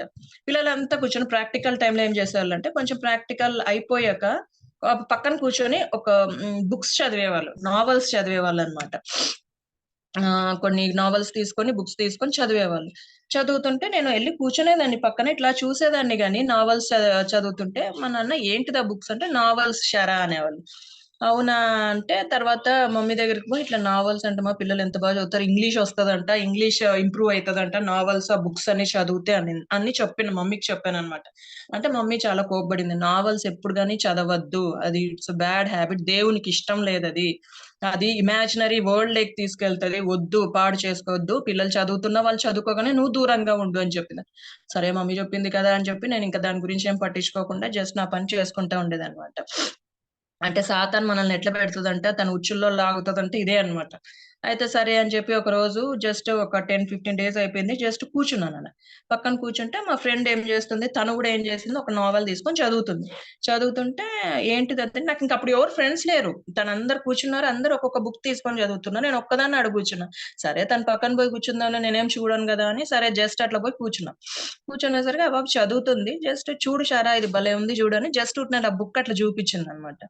ఫస్ట్ లోపల గద్దిస్తాంది కానీ, సరేలే ఇంకా ఒకసారి చూద్దాము ఏముందో అని జస్ట్ అట్లా స్టోరీ ఉంటది గదా! ఆ స్టోరీని అట్లా చదివేసరికి ఒకరోజు అట్లా అయిపోయిందన్నమాట. నెక్స్ట్ రోజు గూడా అట్లనే కూర్చొని నెక్స్ట్ స్టోరీ చదువు షారా బావుంటదని చెప్పి. అట్లా ఏమైపోయిందంటే అది అంటే ఊబిలో అంటారు గదా! అలా చిన్నగా నేను స్టార్ట్ చేసిన. వాళ్ళు తెచ్చుకున్న నావెల్స్‌ని స్టార్ట్ చేసినానన్నమాట. చదవడం స్టార్ట్ చేయడం నేర్చుకున్నా. చదవడం స్టార్ట్ చేయడం నేర్చుకుంటే అలా నేను బుక్స్ కొనడం వరకు ఎళ్ళిపోయా. ఒక బుక్ అయిపోయింది. 20 బుక్స్ నావెల్స్ బుక్స్ తీసుకున్నానంట. అది మమ్మీకి తెలీదు. నేను మమ్మీ, డ్యాడీకి నేనెప్పుడు చెప్పలేదు. ఏం చేశాను, ఆ బుక్స్ అన్నీ ఏం చేసేదాన్నంటే బ్యాగ్‌లో పెట్టుకొని కాలేజ్ తీసుకొని ఎళ్ళిపోయేదాన్నండి. కాలేజ్ తీసుకొని అట్లా ప్రాక్టికల్స్ టైమ్‌లో చదివేదాన్ని. సరే ప్రాక్టికల్స్ అప్పుడే గదా చదివేదాన్ని. తర్వాత నేనేమి ఇంక దీని గురించి పట్టించుకోను గదా! అనే టైమ్‌లో ఏమైపోయిందంటే అది అడిక్షన్ అయిపోయిందన్నమాట. అంటే ప్రాక్టికల్ టైమ్‌లోనే కాదు, బుక్స్ మామూలుగా చదివే టైమ్‌లో కూడా దాన్ని చదవాలా, ఆ బుక్స్ చదవాలా అనేది ఎక్కువ ఇదైపోయింది. అది నేను గ్రహించుకోలేకపోయినా. అంటారు గదా! పాపము లోపల మనం పాపం పడినామంటే ఇంక ఆ ఊబిలో నుండి మనల్ని బయటకి తీసేది ఇంకెవ్వరు లేదు ఒక్కసారి పడినామంటే. కాబట్టి దాని జోలికి పోకుండా ఉండటమే బెటర్ అంటారు. కాబట్టి నేనింక అప్పుడు ఏం చేశానంటే సరే అది ఎట్లా నాకు తెలియకోకుండానే అది అడిక్షన్‌లోకి ఎళ్ళిపోతుంది. సరే మమ్మీకి గూడా అబద్ధాలు చెప్పేది నేర్చుకున్నా. ఏం చేస్తున్నావు అంటే ఏం లేదు అంటే బుక్ ఉంటది గదా! ఆ బుక్ మధ్యలో పెట్టుకోవడము, ఇట్లా చదవడం అన్నమాట. సరే అట్లా కొన్ని రోజులు గడిచింది. మమ్మీకి ఏం చెప్పుకోకుండా, డ్యాడీకి ఎవరు తెలియకుండా మేనేజ్ చేసేసాను. తర్వాత ఎగ్జామ్స్ వచ్చాయన్నమాట. ఎగ్జామ్స్ వచ్చేసరికి అందరూ ఎగ్జామ్స్ రాసారు. నేను కూడా బానే రాసిన. మ్యాథ్స్ అంతా అన్నీ రాసాను గాని ఇంటర్‌లో. కానీ మ్యాథ్స్ కూడా రాసాను. కానీ రిజల్ట్స్ వచ్చిన టయానికి ఫస్ట్ పేపర్‌లో అనుకుంటా 4 మార్క్స్ వచ్చాయి. అంటే 10థ్ క్లాస్ వరకు నేను ఎప్పుడు గాని నా దాంట్లో 4 మార్క్స్ అనేది నేనెప్పుడు చూడలే. 4 మార్క్స్ వచ్చాయి. ఇంక నాకు టెన్షన్ ఎక్కిపోయింది. అమ్మో! డ్యాడీ ఇంక నన్ను చంపేస్తాడు ఇంకాయన. 4 మార్క్స్ తెచ్చుకున్నాను గదా! ఇంక మమ్మీ ఇంక నన్నేం చేస్తదో ఏమో అని చెప్పేసేసి చెప్పలేదు మమ్మీ వాళ్ళకి 4 మార్క్స్ వచ్చినాయని. జస్ట్ ఇంటికెళ్ళిపోయినాను. "ఏమంత డల్‌గున్నావు" అంటే, "ఏం లేదు మమ్మీ" అన్నా. లోపలికెళ్ళిపోయినాను. ఊరికనే కూర్చొని ఎట్లా చేయాలా? ఏం చేయాలని టెన్షన్ వచ్చేస్తుంది. తర్వాత మనకి ల్యాండ్ ఫోన్స్ ఉండేవి గదా! ల్యాండ్ ఫోన్ నుండి కాలొచ్చిందనమాట కాలేజీ నుండి. పాప ఫెయిల్ అయిపోయిందండి. ఆహ్, మళ్ళీ ఎగ్జామ్‌కి ఫీజ్ కట్టాలా అని. ఇంక మమ్మీకి చాలా కోపమొచ్చేసింది. "అసలు ఏంటమ్మా నువ్వు కనీసం వచ్చి చెప్పలేదు. నువ్వు ఫెయిల్ అయినావని నాకు చెప్పలేదు. డ్యాడీ ఇంక నిన్ను ఎట్లా కొడతాడు పాప" అని చెప్పి ఇంక మమ్మీ అనింది, "డ్యాడీకి చెప్పాలా? ఫీజ్ కట్టాలా గదా!" అని. సరే అని వచ్చుతోనే డ్యాడీకి చెప్పేసరికి డ్యాడీ ఒక్క చెంపకు చెల్లని వదిలినాడు. అసలు నీకేమన్నా బుద్ధుందా? 4 మార్కులు ఎవరైనా తెచ్చుకుంటారు. నీకేం చదువు అన్నీ మానిపిచ్చి ఇంట్లో కూర్చోబెట్టాలా అన్నాడు. నాకు ఎంత కోపమొచ్చేసిందంటే, నేను చేసిన తప్పుని కప్పిపుచ్చుకోవడానికి దేవుని మీద ఎంత కోపపడిపోయినానంటే, అంతగా నేను చదివితే దేవుడా నువ్వింత నన్ను ఇది చేస్తావా? నన్ను కనీసము పాస్ చేయనీకోకుండా చేస్తావా? అని కొన్ని రోజులు అంటే చాలా ఓ ఈ ఈ అంటే ఇరిటేషన్ వచ్చేసేదన్నమాట. ఇరిటేషన్ వచ్చేసేసి ఏది చెప్పినా మమ్మీ వాళ్ళు ఏం చెప్పినా చెయ్యనని చెప్పడము అట్లా చేసేదాన్ననమాట. ఒకసారి అంటే నేను చేసిన తప్పు నాకు తెలియకుండా పోతుందన్నమాట. అయ్యో! నేనిది చేశాను దీనివల్ల ఇట్లా అనేది నాకు అర్థం గావట్లేదు. దేవుడు మాట్లాడుతున్నాడు నీతో అనేది అర్థం గావట్లే. దేవుడి మీద కోప్పడిపోయేదాన్ననమాట. ఏంటి నేను ఇంత రాసాను కదా! మ్యాథ్స్ 4 మార్క్సా? అట్‌లీస్ట్ పాస్ గాకోకుండా చేసాడు ఏంది దేవుడు? ఇంత ప్రార్థన చేస్తంటే మళ్ళీ ప్రార్థనలు మాత్రం కొనసాగుతుంటాయి. బైబిల్ మాత్రం చదవడం, ప్రార్థనలు మాత్రం చేయడం, ఈ పని చేసేది. కాతే అప్పుడు అనిపించిందనమాట. సరే అని చెప్పేసేసి ఒకరోజు మమ్మీ యాక్చువల్‌గా వీబీఎస్‌కి మరి తర్వాత యూత్ మీటింగ్స్‌కి పంపించేది. మన గాస్పల్ హాల్ మీ చర్చ్ లో జరుగుతుండే VBS అంటే ఇప్పుడు ఆంటీ వాళ్ళు, అప్పుడు లతా లింకన్ ఆంటీ వాళ్ళు, జోబన్న వాళ్ళు, యానీ అక్క వాళ్ళు వచ్చి పెట్టేవాళ్ళు, కండక్ట్ చేసేవాళ్ళు, ఫెయిత్ మినిస్ట్రీస్ అనుకుంటా. అప్పుడు చేసినప్పుడు మమ్మీ ప్రతిదానికి పంపించేది అనమాట. ఒకసారి యూత్ మీటింగ్ అనుకుంటా, జోబన్న యానీ అక్క వాళ్ళు పెట్టారనమాట. అంటే January 26th ఎప్పుడు పెట్టేవాళ్ళు మీటింగ్ అది. అయితే మమ్మీ అనింది, ఎల్లు చెల్లిని నువ్వు ఇద్దరు కలిసి ఎల్లు, ఎట్లా ఇది ఉంది కదా, సైకిల్ ఉంది కదా, వెళ్ళిపోండి అని అన్నారనమాట. అంటే నేను వెళ్ళను అని చెప్పి చాలా కోప్పడినా మమ్మీతో. నేను వెళ్ళను మా, నాకు ఇష్టం లేదు అంటే కదా, లేదు మా నువ్వు పో అని చెప్పి చాలా కోపపడి పంపించింది ఆ రోజు. పంపిస్తే సరే అని ఇష్టం లేకుండా జస్ట్ అట్లా కూర్చున్నా. అంటే మధ్యాహ్నం వచ్చేయచ్చులేని. కానీ మధ్యాహ్నం కూడా భోజనం పెట్టి సాయంత్రం వరకు పెట్టేవాళ్ళు అన్న వాళ్ళు. సరే అని మధ్యాహ్నం కూర్చున్నాము. మధ్యాహ్నానికి తర్వాత అక్క వాళ్ళు ఒక స్టోరీ చెప్పారు. ఆకాను ఏదైతే దేవుడు తీసుకోకూడదు అనుకుంటున్నాడో అదంటే శపించబడినవి తీసుకొని ఆయన దాంట్లో దాసి పెడతాడు కదా, అది అక్క చెప్తుంది అనమాట. అని అక్క చెప్తుంది, స్టోరీ చెప్తుంది. ఆ రోజు నేను సడన్ గా ఇంటికి వెళ్ళిపోదాం మధ్యాహ్నం అనుకున్నాను. జస్ట్ ఇంకా మళ్ళీ ఇంటికి వెళ్ళిపోతే ఇంక మమ్మీ సతాయిస్తుంది, ఎందుకు వచ్చేసినామని కూర్చున్నాడ. భోజనం చేసినా కూర్చున్నాడ. అక్క చెప్తుంది అనమాట, ఆ స్టోరీ చెప్తుంది. ఇట్లా ఆకాను దేవుడు ఏదైతే వద్దు అన్నాడో అవి తీసుకోకూడదు అన్నాడు, అది శపింపబడిన వస్తువులు అవి తీసుకోకూడదు అన్నాడు, అది తీసుకొని వచ్చి ఆయన ఆశతో తీసుకొని వచ్చి తన గుడారంలో దాచుకున్నప్పుడు ఎంత వాళ్ళకి ఎంత అంటే చనిపోయేంత వరకు ఆయన తెచ్చుకున్నాడు, ఎంత ఇది తెచ్చుకున్నాడు ఆయన. మన జీవితాల్లో కూడా కొన్ని విడిచిపెట్టనివి అని డైరెక్ట్ గా చెప్పింది అక్క. ఎందుకు ఆ రోజు కొన్ని నావల్స్ ఉంటాయి మన జీవితాల్లో, కొన్ని సినిమాలు ఉంటాయి మన జీవితాల్లో, విడిచిపెట్టలేము. కొన్ని ఫ్రెండ్స్ తో మనం ఎంజాయ్ చేయాలనుకుని వెళ్ళిపోతుంటామని చాలా క్లారిటీగా అనమాట. ఇంకా దేవుడు నాతో మాట్లాడినట్టు కొట్టినట్టే అనిపించింది. అప్పుడు అనిపించింది అనమాట, ఓకే నా జీవితంలో ఈ శాపగ్రస్తమైన వస్తువులు ఉన్నాయేమో నా జీవితంలో, అవి వస్తువులు పడేసేంత వరకు దేవుడు నాకు విజయం ఇయ్యడేమో. ఆ రోజు అదే చెప్పింది అనమాట. సో అప్పుడు ఎంత క్లారిటీగా క్లియర్ గా మాట్లాడినాడు దేవుడు. ఓకే ఈ వస్తువులు నా దగ్గర ఉండకూడదు అని చెప్పి, ఇంకా సరే అని చెప్పి ఆ రోజు ఈవినింగ్ అనుకుంటా ఇంకా అయిపోయింది మీటింగ్. 6 o'clock అయిపోతే సరే అని చిన్నగా నేను చెల్లి ఇంటికి వెళ్ళిపోయి మమ్మీ వాళ్ళకి ఎవ్వరికి తెలియకోకుండా బ్యాగ్ లో ఆ బుక్స్ తీసుకొని, ఆ బుక్స్ అన్ని 20 బుక్స్ ఆ లోపల పెట్టేసి తీసుకొని వెళ్ళి డస్ట్బిన్ లో వేసేసి వచ్చాను అనమాట. డస్ట్బిన్ లో ఎప్పుడైతే అవి డస్ట్బిన్ లో పడినాయో నా మనసు ఎంత హ్యాపీగా, ఎంత తేలిక అయిపోయిందంటే, ఓకే మమ్మీ వాళ్ళకి నేను ఇంతవరకు అబద్ధాలు చెప్తా వచ్చాను కదా నేను చేసిన పని, ఎంత తేలిక అయిందంటే నేను వెళ్ళి ఆ రోజు చెప్పలేదు కానీ మమ్మీకి ఒక 3 days తర్వాత చెప్పాను అనమాట. మా ఇట్లా మా ఫ్రెండ్స్ అంతా చదువుతుంటే నేను కూడా చదివినాను మా ఇట్లా అంటే, మళ్ళీ నీకు డబ్బులు ఎక్కడి నుండి వచ్చినాయి అనింది. డబ్బులు ఎక్కడి నుండి వచ్చినాయంటే, నువ్వు మామూలుగా ఇస్తావు కదా మమ్మీ ఇట్లా తినడానికి, అట్లా నేను దాన్ని ఇది చేసి కొన్నాను అంటే చాలా కోప్పడింది. మా నావల్స్ చదవద్దు, దేవుడు చూడు నీ జీవితంలో ఎంత నష్టం కొని తెచ్చుకున్నావో నువ్వు చేసిన పని వల్ల, ఎంత నష్టం కదా జీవితంలో అంటే, అవునమ్మా నేను చేసింది తప్పేమా అంటే, ఆ రోజు కూడా మమ్మీ అట్లనే మోకాళ్ళు వంగి పెట్టిందని. చెయ్యి ప్రార్థన చేయి, నువ్వు చెప్పు, దేవుడు నాకు కాదు సారి చెప్పాల్సింది, దేవునికి చెప్పు నువ్వు సారి. నేను చెప్పాను కదా దేవుడు చిన్నప్పుడు నేను చెప్తానే ఉన్నా, నువ్వు చేసిన పాపం వల్ల, నువ్వు చేసిన దాని వల్ల మేకులు కొట్టించుకున్నాడు దేవుడు. నువ్వు అవన్నీ బుక్స్ అన్ని తీసి చదువుతున్నప్పుడు నీ కళ్ళ ద్వారా ఎంత పాపం పోయింది లోపలికి, నీ మనసు ద్వారా ఎంత లోపలికి పాపం పోయింది, నీ హార్ట్ ద్వారా నువ్వు ఎంత నష్టపరుచుకున్నావు నీ జీవితాన్ని అని. సరే అని చెప్పి ఆ రోజు మోకాళ్ళోసి ప్రార్థన చేసి, ఇంకొక నా జీవితంలో నేను ఇంకెప్పుడు ఆ నావల్స్ జోలికి వెళ్ళను. ఎంత హ్యాపీ అనిపించిందంటే లోపల అదొక పీస్ అనమాట. ఎవరికి అర్థం కాదు, అది అంత పీస్ వచ్చేసింది అనమాట. సరే అని నా ఫస్ట్ ఇయర్ అయిపోయింది. సెకండ్ ఇయర్ లో మంచి మార్క్స్ తో పాస్ అయినాను, 70% వచ్చింది మార్క్స్. ఓకే తర్వాత డిగ్రీ అయిపోయింది. డిగ్రీ ఉన్నప్పుడు కొంచెం డిగ్రీలో జాయిన్ అయిపోయినాను. ఎస్వి డిగ్రీ కాలేజ్ అని జీఎస్ నగర్ లో ఉండేది. డిగ్రీ కాలేజ్ లో జాయిన్ అయ్యాను అనమాట. ఇట్లా దేవుడు నన్ను చిన్నగా ఒక్కొక్కటి అనమాట, అంటే తన స్వరూపంలోకి మార్చుకోవడానికి ప్రతి ఒక్కటి నన్ను అంటే తర్బీద్ చేస్తా వచ్చాడు అనమాట. తర్వాత డిగ్రీలో వచ్చినప్పుడు ఒక్క విషయానికి నాకు డాడీకి కొంచెం ఇష్యూ అయిందనమాట, కొట్లాట అయింది. అన్నప్పుడు నాకు చాలా బాధ వేసింది ఆ రోజు. అయితే ఎందుకు దేవా నన్ను ఈ కుటుంబంలో పెట్టావా అన్నట్టు కొంచెం బాధ వేసింది. అయినా సరేలే కొన్ని విషయం డాడీ తర్వాత తిట్టాడు, కానీ తర్వాత వచ్చి పాపం మా నాన్న ఎట్లా అంటే టకాన్ తిట్టేస్తాడు గాని తర్వాత వచ్చి పాపం ఏమ్మా ఏం కావాలా నీకేం తేవాలా అని అడిగేవాడు అనమాట. ఆ రోజు అడిగినాడు, నాకు మా నాన్న మీద కోపం వచ్చి ఇచ్చా అని చెప్పేసి వెళ్ళిపోయినాను అనమాట, బయటికి వెళ్ళిపోయినా. వెళ్ళిపోయి సరే బైక్ ఉండేది నాకు, బైక్ తీసుకొని అట్లా బయటికెళ్ళిపోయి సరే కొంసేపు ఉండి అట్లా ఫ్రెండ్ దగ్గరికెళ్ళి కొంసేపు ఏదో వర్క్ ఉంటే అది చేసుకొని ఇంటికొచ్చాననమాట. ఇంటికొచ్చి నెక్స్ట్ డే పోబుద్ధి కాలేజ్‌కి ఎళ్ళబుద్ధి కాలే. సరే మమ్మీకి చెప్తే, "సరే ఎళ్ళొద్దులే పడుకో ఇంట్లో" అనింది. సరే ఆ రోజు కొంచెం స్టేషనరీ కొనేదుండే, కొంచెం ప్రాజెక్ట్ వర్క్ కొనేదుండే అనమాట.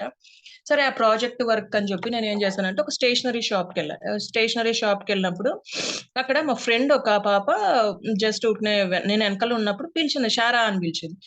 తన పేరు చెప్పను కానీ అందరికీ తెలుసు వాళ్ళు. కానీ పర్సనల్ లైఫ్ వాళ్ళ గురించి మనం బయట పెట్టకూడదు కాబట్టి సో షారా అని పిలిచిందనమాట.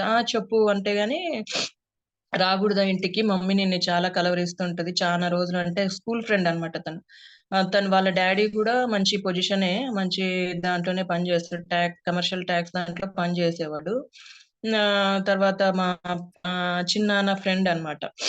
రాకూడదా మమ్మీ 10th క్లాస్‌లో ఎప్పుడో చూసింది మమ్మీ నిన్ని అంటే తను స్కూల్ స్టాప్ చేసి వెళ్ళిపోయిందనమాట. చూసింది చాలా హ్యాపీగా ఫీల్ అయితది షారా, రాకూడదా ప్రార్థన అట్లా చేసుకుందాము అనింది. తను కూడా క్రిస్టియనే కాబట్టి సరే వస్తానని చెప్పి ఎళ్ళాననమాట. నాకు ఆంటీని ఒక ఒక భలే ఉండే ఆంటీ అనమాట. మంచిగా స్టౌట్ పర్సనాలిటీ, తెల్లగా, హైట్‌గా ఉండే అనమాట. నేను అలా ఎక్స్‌పెక్ట్ చేసుకొని పోయిన, ఆంటీ అట్లనే ఉంటది గదా అని. అక్కడికెళ్ళి చూసి లోపలికి తీసుకెళ్ళింది తను. తీసుకొని ఎళ్లి ఇట్లా "వందనాలు ఆంటీ" అని చెప్పేసి ఆవిడ ఒక రకంగా ఉందనమాట. అంటే ఏమంటే ఆమె కయాల్లో లేదు. కొంచెం మెంటల్‌గా డిస్టర్బ్ అయిపోయిందామె. మెంటల్ పీపుల్ ఎట్లా చేస్తారో అంటే కొంచెం ఏదంటే అది విసిరి కొట్టేసేయడము. అట్లా పిచ్చి పిచ్చిగుందనమాట ఆమె. సన్నగా అయిపోయి అసలు ఆమెని నేను ఐడెంటిఫైయే చేయలేకపోయినాననమాట ఆవిడని. నేనులే "బాగున్నారా ఆంటీ" అన్నా గూడా, బాగున్నానమ్మా, గుర్తున్నానా" అని ఏదేదో మాట్లాడుతుంది. ఏంటిది ఇట్లా అయిపోయింది మమ్మీ" అంటే, "నేను చెప్తానులే షారా నీకంత వివరంగా చెప్తాను నేనంతా" అని చెప్పి చాలా ఏడ్చింది ఆ రోజు ఆ పాప అనమాట. వచ్చి కూర్చొని "ఏమైంది? ఏమైంది? ఆంటీ చాలా బాగుండే కదా! అసలెంత బాగుండే. అంకుల్ బాగుండే. తర్వాత మీ ఫ్యామిలీ అంతా ఎంత బాగుండే గదా! మంచి మంచి ఇల్లులో ఉండేవాళ్ళు" అని అట్లా మాట్లాడుతున్నా. తనొక్కటే చెప్పిందనమాట. "షారా డ్యాడీకి అన్ని అలవాట్లున్నాయి షారా. ప్రతీది సిగరెట్ స్మోకింగ్ అన్నా, తర్వాత ఇది మందు అలవాటు చాలా ఉంది. చెప్పినానసలు ప్రేయర్ చేపిస్తున్నాం. ఎక్కడా కుదరట్లేదు. ఆవిడని కొట్టి ఆవిడ అట్లా అయిపోయింది. మెంటల్ స్టేజ్ ఆమె అన్నీ మానేసిందంట. భోజనం మానేసిందంట. అన్నీ మానేసిందంట.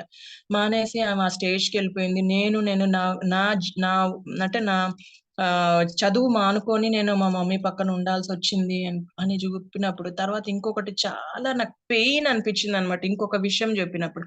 వాళ్ళ చెల్లి విషయం చెప్పినప్పుడు ఇల్లీగల్ అఫైర్స్ ఏదేదో ఆ పాప నాకైతే ఎంత ఏడుపొచ్చేసిందంటే ఆ రోజు. అమ్మో! నా ఫ్యామిలీ ఎంత మంచి ఫ్యామిలీ. నేను ఎంత దేవుడిని ఎంత హర్ట్ చేశానో, నా ఫ్యామిలీ ఎందుకు ఈ ఫ్యామిలీలో పుట్టించినావన్నానా, అమ్మో! నా ఫ్యామిలీ ఎంత గొప్ప ఫ్యామిలీ అబ్బా! ఇంత మంచి ఫ్యామిలీలో నన్ను పెట్టిన దేవా నీకే స్తోత్రం అని చెప్పి అక్కడే ఇంకా వెనక్కొచ్చినా నా పాపనని చెప్పి జస్ట్ అక్కడే ప్రేయర్ చేశాననమాట. అట్లా దేవుడు ప్రతి విషయంలో నన్ని అంటే ఐ మీన్ ప్రతిదీ చెప్తా అంటే నేను ఏదైతే అనుకుంటానో దానికి కరెక్ట్‌గా ఆన్సర్‌లు ఇస్తా వచ్చేవాడన్నమాట. వెంటనే అది ఏదో 2, 3, 4 డేస్, ఒక 1 వీక్, 10 డేస్ అట్లా కాదు గానీ వెంటనే ఆన్సర్‌లు వచ్చేసేవి నాకి. అట్లా నేను అంటే ఇప్పుడు ప్రార్థన చేస్తే వెంటనే ఆన్సర్‌లు వస్తాయి అని చెప్పేసి అట్లా నాకు ట్యూన్ అయిపోయినానన్నమాట. అంటే దేవుడు నేనిప్పుడు ఓకే. ఇది ఇంత బాధపడుతున్నాను కాబట్టి వెంటనే ఆన్సర్ వచ్చేస్తది. దేవుడు నాకిచ్చేస్తాడు ఆన్సర్. ట్యూన్ అయిపోయాననమాట నేను. సరే అని చెప్పేసేసి తర్వాత ఎంఎస్‌సి తర్వాత అయిపోయిందది. వచ్చాను. తర్వాత ఎంఎస్‌సి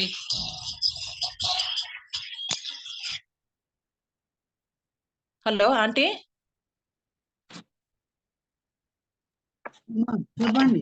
ఆంటీ ఇనిపిస్తుందా ఆంటీ? వినిపిస్తుందమ్మా చెప్పండి.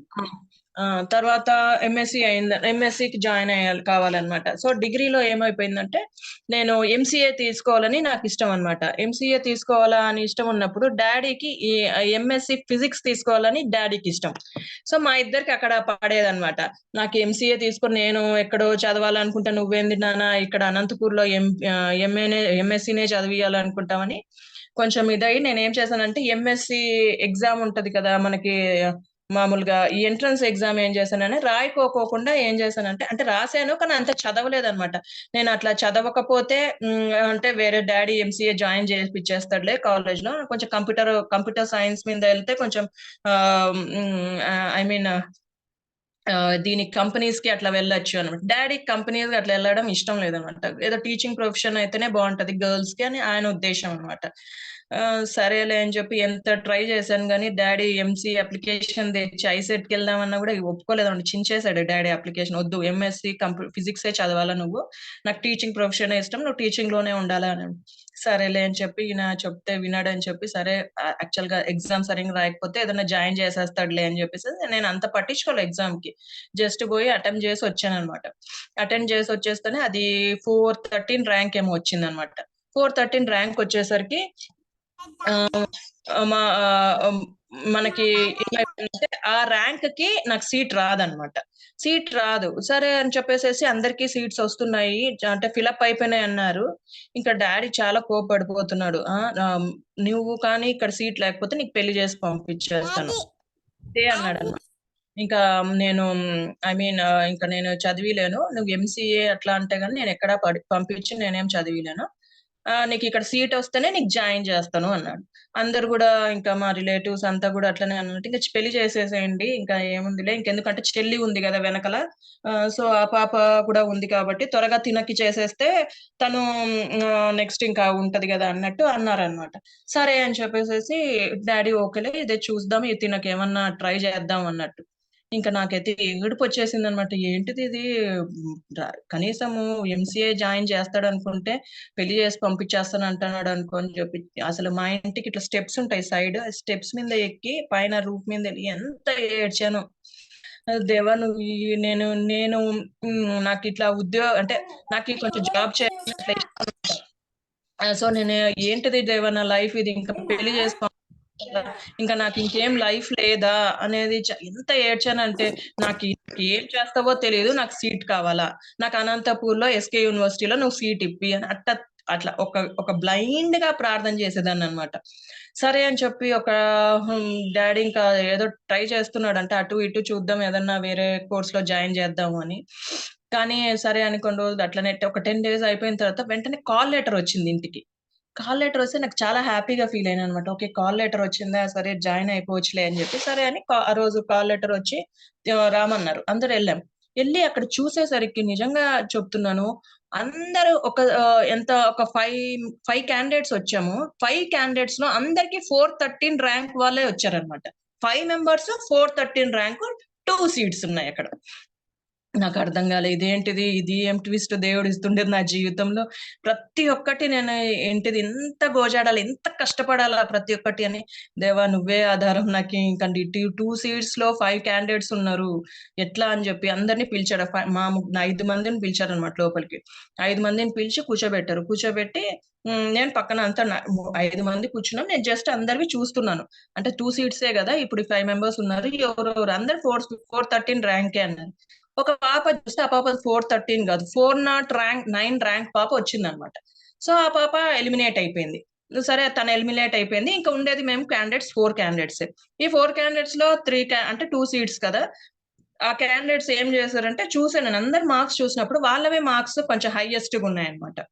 హైయెస్ట్‌గుంటే నాకింకా అయిపోయింది. ఇంక ఏం ఉండదు సీటు. సరే అని చెప్పి డ్యాడీ ఇంకా నేను చెప్తే నువ్వు వినవు, నువ్వు చదవవు, ఇట్లనే చేసుకుంటావు నువ్వు. చూడు అనవసరమైన మంచి ఫ్రీ సీట్ నువ్వు పోగొట్టుకుంటున్నావు. చూడు అనవసరం ఇంతవరకు వచ్చి పోగొట్టేసావు. నాకు ఒకటి ఆశ ఉండేదన్నమాట. ఓకే. దేవుడు ఇంతవరకు నన్ను తెప్పిచ్చాడు గదా! నాకి ఒక ఆశ్చర్యం అనిపించింది. 413 ర్యాంక్‌ని ఎందుకు పిలవాలా? అక్కడికి ఆ ర్యాంకోళ్ళనే 5 మందిని ఎందుకు పిలవాలి? దేవుడు ఇస్తాడు అనేది నాకు ఎందుకో ఒక బలమైన కాన్ఫిడెన్స్ అంటారు గదా! అది ఉందన్నమాట ఇస్తాడేమో అని. కానీ అక్కడ చూస్తుంటే అందరికీ నాకన్నా కొంచెం మార్క్స్ ఎక్కువే వచ్చినాయి. టోటల్ మార్క్స్ ఎక్కువే వచ్చాయన్నమాట. మొత్తం అన్నీ కలుపుకుంటే. సరే ఎట్లో అట్లనే అట్లా కూర్చున్నానన్నమాట. జస్ట్ ప్రేయర్ చేస్తా కూర్చున్నా. లోపల లోపల చేస్తా కూర్చున్నా. పిలిచినారు ఒక్కొక్కరిది. మార్క్స్ లిస్ట్ ఇచ్చి వాళ్ళు కౌంట్ చేస్తున్నారు మార్క్స్ అన్ని.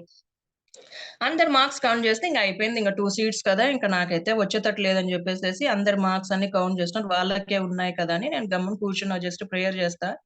కూర్చున్నప్పుడు ఆయనన్నాడు, "ఫస్ట్ సీట్ షారా తెరీసా" అన్నాడు. నాకెంత ఆశ్చర్యం వేసిందంటే నాకు నమ్మలేకపోయినా నేను. ఒకసారి లేసి నాదే సార్ సీట్, నిజంగా అంటే నాదే అంటే, నీదే అమ్మా, నువ్వే కదా సారా తెరిసా అంటే, ఎస్ సార్ అంటే గాని, నీదే అమ్మా ఫస్ట్ సీట్ అన్నాడు.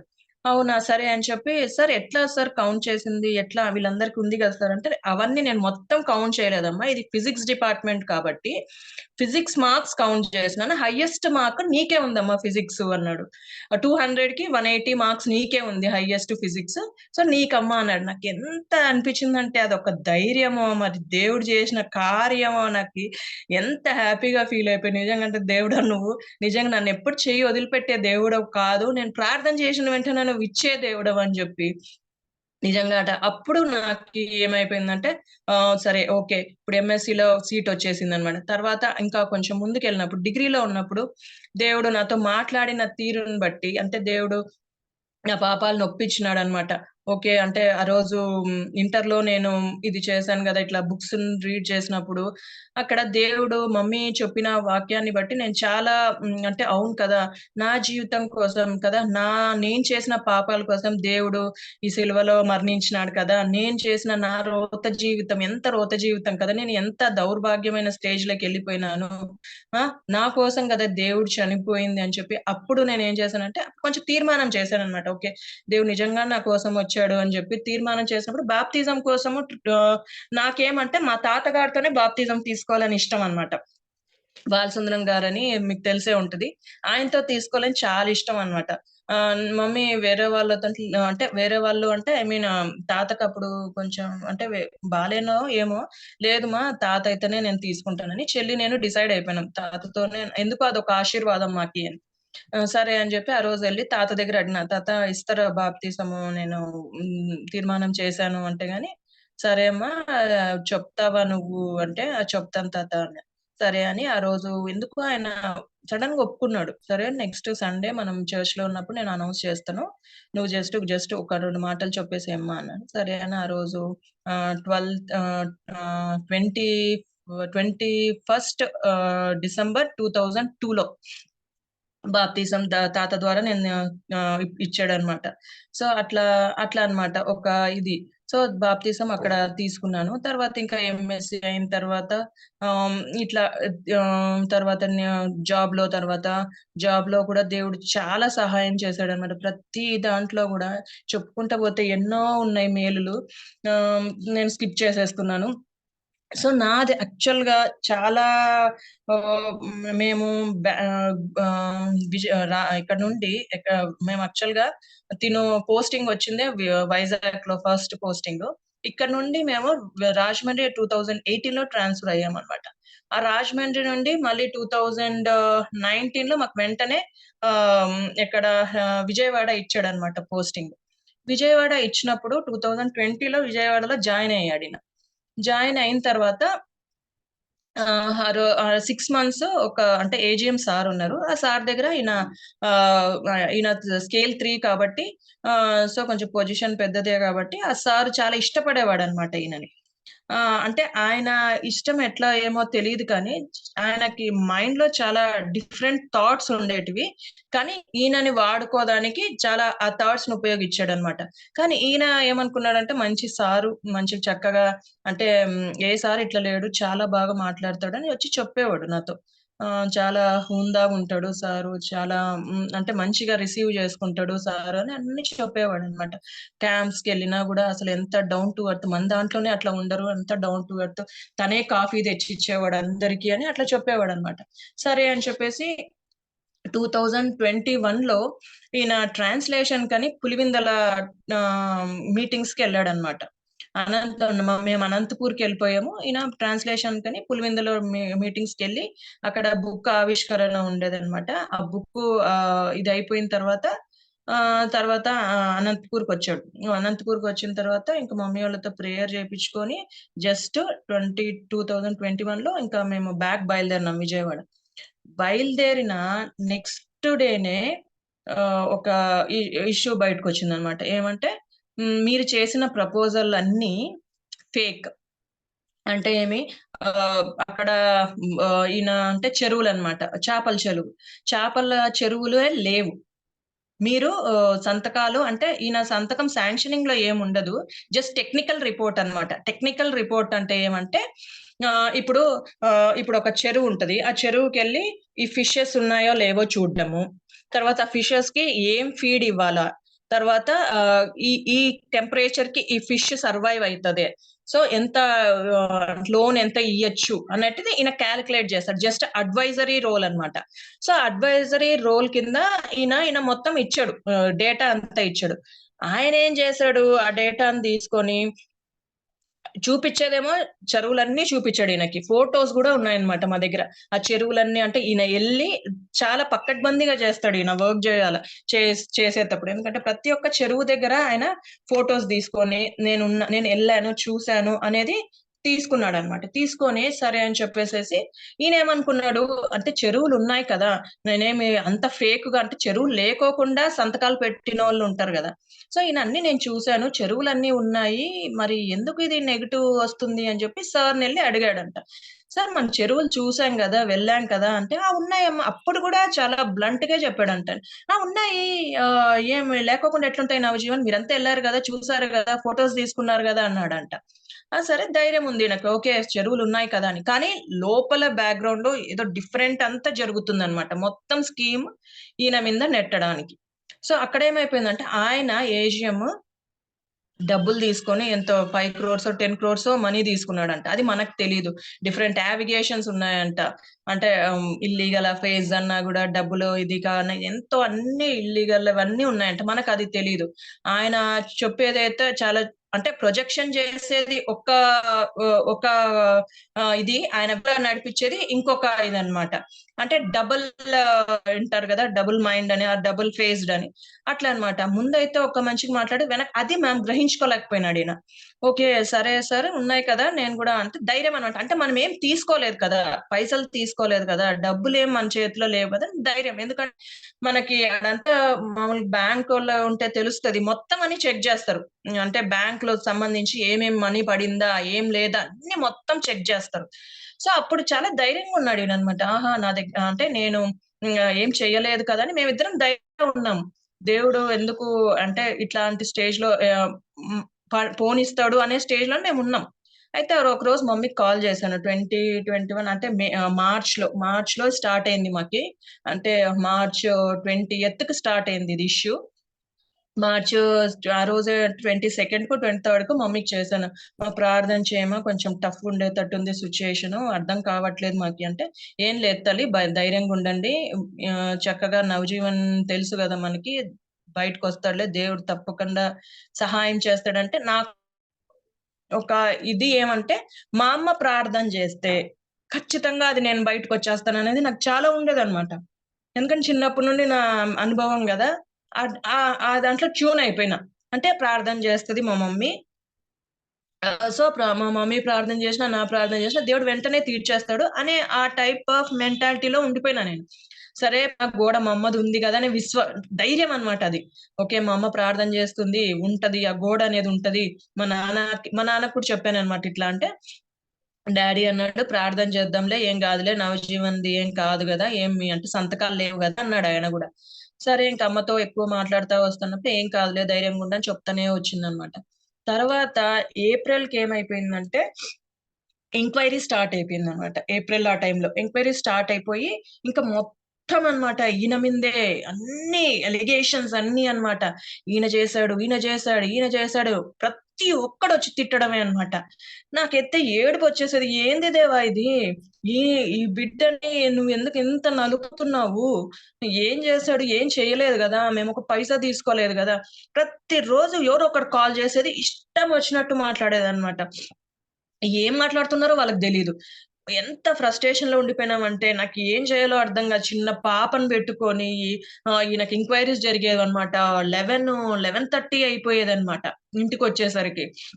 అర్థమయ్యేది గాదు. అప్పటికి మమ్మీతో మాట్లాడుతూనే ఉండేదాన్ని. ఎట్లమ్మా ఇట్లా అయిపోతుంది, మొత్తం ఈయన మీదే పడేటట్టుంది అంటే, "ఏం కాదు, ఏం కాదు" చాలా ధైర్యం చెప్పేది. తర్వాత ఏప్రిల్ ఎండింగ్ మే 1కో, 2కో ఏమో ఎంక్వైరీస్ ఇంక స్టార్ట్ అయితున్నాయి. ఇంకా బాగా టైట్ అయితుందన్నమాట. టైట్ అయితుంది. ఇంకా ఈయన కూడా అంటున్నాడు అనమాట, ఏదో నాకు కూడా దేవుడు ఏదో మాట్లాడుతున్నాడు, చాలా టఫ్ గా ఉండేటట్టే ఉంది పొజిషన్. ఎందుకంటే వాళ్ళు చెప్పే విధానము, వాళ్ళు నా మీద బ్లేమ్ వేసే విధానం కొంచెం టఫ్ ఉంది అంటున్నాడు, కానీ అంతగా నాకు చెప్పట్లేదు అనమాట. తనలో తను పెట్టుకుంటున్నాడు. నాకైతే అర్థమైపోతుంది. ఇదెందుకంటే తిను వస్తాడు 11:00, 12 అయిపోతది ఆఫీస్ నైట్. వస్తాడు, జస్ట్ రూమ్‌లోకెళ్ళిపోతాడు. ఇంకా ప్రేయర్ నుండి అసలు వచ్చేవాడే కాదు. మళ్ళీ మార్నింగ్ మళ్ళీ పరిగెత్తాలి ఎంక్వైరీకి. నాకైతే ఏంటిదిది? ఏం జరగబోతుంది? అనేది నేను గ్రహించుకోలేకపోయినా. సరేలే అని చెప్పేసేసి ఇంగ తర్వాత ఏమైపోయిందంటే వాళ్ళ హ్మ్, పెద్దమ్మకి ఇట్లా ఫీవర్ స్టార్ట్ అయింది. అంటే బాలేదమ్మా, మేమిట్లా ఎళ్తున్నాం అని జేసింది. చేస్తే ఆ టెన్షన్‌లో నేను ఎత్తలేదనమాట ఫోను. చాలా టెన్షన్‌లో ఉన్నప్పుడు. ఎత్తలేదు. నెక్స్ట్ రోజు జేస్తే, "ఎక్కడున్నావమ్మా నువ్వు?" అంటే గాని, "ఇట్లా హాస్పిటల్‌లో ఉన్నానమ్మా" అన్నా. నాకి చాలా కోపమొచ్చేసింది. ఏంటిదిమ్మా కరోనా టైంలో నువ్వు హాస్పిటల్ ఉండేదేందిమా? నీ ఏజ్ ఏంది? మీ ఇద్దరి ఏజు అంటే, మమ్మీ ఒకటే అనిందనమాట. ఆ పెద్దమ్మకి ఎవ్వరు లేరు కదమ్మా! మేము ఉండాల కదమ్మా! అంటే, ఉండొచ్చుమా, మీ ఏజ్ కూడా అదే కదమ్మా! ఎవరినన్నా పెట్టి పోండిమా అంటే, అస్సలు మా అమ్మయితే నిజంగా లిటరల్‌గా ఫోను కట్ జేసింది. ఈ పాప ఊరికనే తిడతది నన్ను, ఎళ్ళిపో అని. కట్ జేసింది. నేను చేస్తనే ఉన్నా అమ్మకి. చేస్తానన్నా ఎత్తలేదనమాట. తర్వాత వచ్చి ఎప్పుడో కార్‌లో కూర్చున్నప్పుడు ఒక మాట అనిందంట ఫోను జేసి. చెప్పు తల్లి అనా. కాదుమా, ఎళ్ళిపోమా నువ్వు ఇంటికి, ఇక్కడ ఉండొద్దుమా అంటే, కాదుమా ఎవ్వరు లేరు పెద్దమ్మకి, నేను ఉండకపోతే అది బాగోదుమా అనింది. ఇప్పటికన్నా అయిపోయింది అంటే, అయిపోయింది. అక్కడంతా సెట్ జేసేసినాము, ఇంటికెళ్ళిపోతున్నాంలే అనింది. సరే అని చెప్పేసి ఇంటికెళ్ళిపోయింది. నెక్స్ట్ రోజుకి ఒక 2 డేస్‌కి తమ్ముడికి అటాక్ అయిందని వచ్చింది. తమ్ముడికి అటాక్ వచ్చినప్పుడు తర్వాత మమ్మీకి, డ్యాడీకి అటాక్ అయిపోయిందంట. నేను అప్పటికి మమ్మీతో చెప్తున్నా, "మమ్మీ నా పరిస్థితి బాగలేదు ఇక్కడ." ఎందుకంటే అమ్మ, నాన్నకి ఇది చెప్పినా గూడా చాలా టఫ్ ఉండేది అప్పుడు పరిస్థితి. చాలా దారుణంగా ఉండే. అయి చెప్పినా వాళ్ళెక్కడ ఫీల్ అయితారు అని చెప్పి నేను కొన్ని దాచేదాన్ని కొన్ని విషయాలు. నేను రాలేని పరిస్థితిలో ఉంటాను. మీరు దయ ఉంచి మీ ఆరోగ్యాలు ఇట్లనే అన్నా నేను మా అమ్మని. ఎట్లా తిట్టినానంటే అట్లా తిట్టినాను అమ్మని. ఇప్పటికి బాధేస్తది. నా పరిస్థితి బాలేదు. మీరు చెప్పినా అర్థంగా జేసుకోవట్లే. మీరు ఎందుకెళ్తున్నారక్కడికి? వచ్చేయండి అంటే, అయిపోయిందనేదే అమ్మ. సరే అని వచ్చిన తర్వాత ఇంకా ఆ రోజు ఇంకా అమ్మకు గూడా అటాక్ అయిపోయిందని జెప్పారు. అమ్మకి అటాక్ అయిపోయిందని జెప్తే ఇంగేం జేయాలో నాకు పరిస్థితి అర్థం గాలే. ఇటు చిన్న పిల్లలు, నేను ఈ ఎట్లా పెట్టుకోవాలో అర్థం ఒక జూస్తే ఈయన టెన్షను, ఈయనని నేను సముదాయించుకోవాలా? పిల్లల్ని సముదాయించుకోవాలా? ఓ పక్క మమ్మీ బాధ. మమ్మీ గూడా కాల్ చేస్తది. అమ్మ ఎవరినన్నా ఉంటే చెప్పవా? ఆంటీ చెప్పినట్టు ఇక్కడ ఆర్‌డిటీలో ఏదన్నా ఒక పడకన్నా డ్యాడీకి నాకేదన్నా ఒకటి చూడండమ్మా అంటే, మాకర్థమయ్యేది గాదు ఈ సిట్యుయేషన్. ఇక్కడ ఈయన మార్నింగ్ బోతే ఈవినింగ్ వచ్చే సిట్యుయేషన్స్. ఆయనకి ఏం చెప్పాలో నాకర్థమయ్యేది. అప్పటికి పాపం చెప్తున్నాడు, "ఆంటీ ట్రై చేస్తాను ఆంటీ" అంటూనే ఉన్నాడు పాపం. ప్లస్ ఇంకొకటేమంటే ఈయనకి కొంచెం లంగ్ ప్రాబ్లమ్ ఉండిందనమాట. లంగ్ అంటే అప్పుడు ఆహ్, ఒక 1 ఇయర్ బ్యాక్ కొంచెం లంగ్స్ ఇన్ఫెక్షన్ అటాక్ అయిందనమాట. అటాక్ అయినప్పుడు ఏమైపోయిందంటే అది మెడికేషన్ మీద ఉన్నాడు. అంటే 6 మంత్స్ మెడికేషన్, అది 1 ఇయర్ కోర్స్ అనమాట. 6 మంత్స్ మెడికేషన్ ఉండాలా. 2 మంత్స్ ఇది అబ్జర్వేషన్‌లో పెడతాడనమాట. అంటే అబ్జర్వేషన్ చూస్తారు ఆయనని. అంత లంగ్ అంతా క్లారిటీగా అయిందా? క్లియర్ అయిందా అని. అప్పుడు అన్నాను, "మరి ఎట్లా చేస్తావు? నువ్వెళ్ళిపోతావా?" అన్నాడు. నేను పిల్లలనొదిలి, నిన్నొదిలి నేనెట్లెళ్ళాలా అంటే ఆయనన్నాడు, "సరే నేనొస్తానన్నా." నాకు భయమేసింది. ఈయనకి పోయినసారి అటాక్ అయింది గదా! సరే డాక్టర్‌ని ఒక్కసారి కన్సల్ట్ అయ్యి ఓకే అంటే, ఆ డాక్టర్ అన్నాడు, "ఎట్టి పరిస్థితిలో ఆ పిల్లోడు" ఎందుకంటే అంత టఫ్‌గుందాడ సిట్యుయేషను. కరోనా లంగ్స్‌కే కొడతది గదా! సో, అప్పుడన్నారు, "లేదు తనైతే నేనైతే చెప్పలేనమ్మా. ఇంక మీ దానికి వదిలేస్తున్నాను. ఆ పిల్లోడైతే పోగూడదు" అన్నాడు. నాకేం చేయాలో అర్థం గాలే. నా పరిస్థితి జూస్తే అట్లనే అయిపోయింది. సరే తినన్నాడు, "ఎళ్ళిపోతావా నువ్వు? నేను కార్ బుక్ జేస్తాను." సరే ఎట్లో గట్ల పడదాంలే అన్నాడనమాట.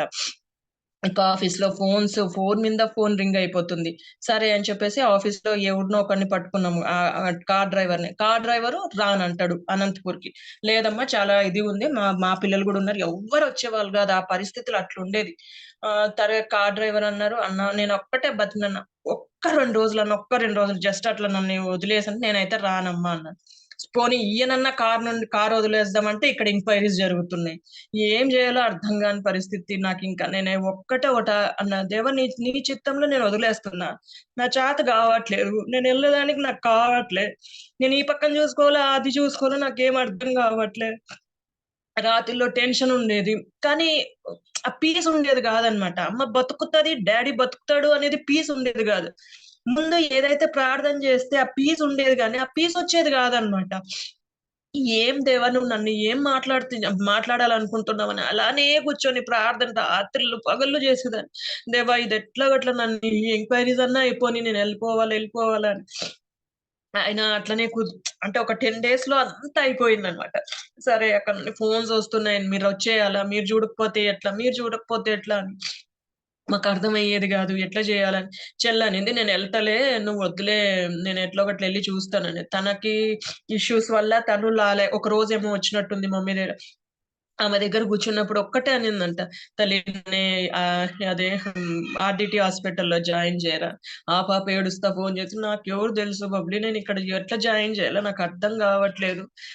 ఎవ్వరు వినే పరిస్థితుల్లో లేరు. ఎవరి బాధలు వాళ్ళవి అని చాలా ఏడ్చింది చెల్లి. సరేలే అని చెప్పి మేమెంత చాలా ట్రై చేసాం. వేరే అంకుల్ వాళ్ళతో, చర్చ్ అంకుల్ వాళ్ళతో అంతా ట్రై చేస్తే ఎక్కడ దొరకలేదు. తర్వాత మమ్మీకి ఆ రోజు చాలా మాట్లాడింది. మమ్మీకి ఫోను చేసి, "మా ఎట్లా దొరకట్లేదంటే, ట్రై చేయి తల్లి, ట్రై చేయవా" అనింది. సరే చూస్తున్నా ఓ పక్క అని చెప్పి పాపం ఆమెకు చెప్తున్నాను గానీ సమాధానం. నాకు మనసులో అయితే మనశ్శాంతి లేకోకుండా ఉండే. అసలు ఎంత హర్ట్ అయిపోయేదాన్నంటే ఏం చేయాలో అర్థమయ్యేదే గాదు. సరే లాస్ట్ ఆ రోజు ఎందుకో వీడియో కాల్ బెట్టారు. వీడియో కాల్ బెట్టి ఎందుకో ఆ రోజు ఆమెని వీడియో కాల్ బెట్టారు. పండుకుంది. "ఏమ్మా బాన్నావంటే" "ప్రార్థన చేయి తల్లి" అనింది. సరే నేను చెల్లి ప్రార్థన చేశాను. వస్తున్నా అంటే, "వద్దులే నువ్వు ప్రార్థన చెయ్యి చాలు" అనింది. దేవుడు కోలుకొనిస్తాడు. అరె బానే మాట్లాడింది ఆ రోజు. "బాయ్ మా చూస్తామా రేపు ట్రై చేస్తాను రాడానికంటే" పర్లేదులే" అనింది.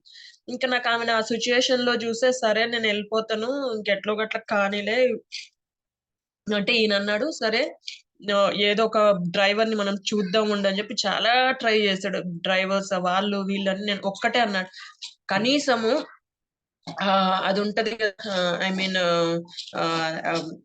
ఎంటర్ గాకోకుండా బయటే వదిలేసన్నా ఎట్లో గట్ల ఎళ్ళండి ఈమెని అని.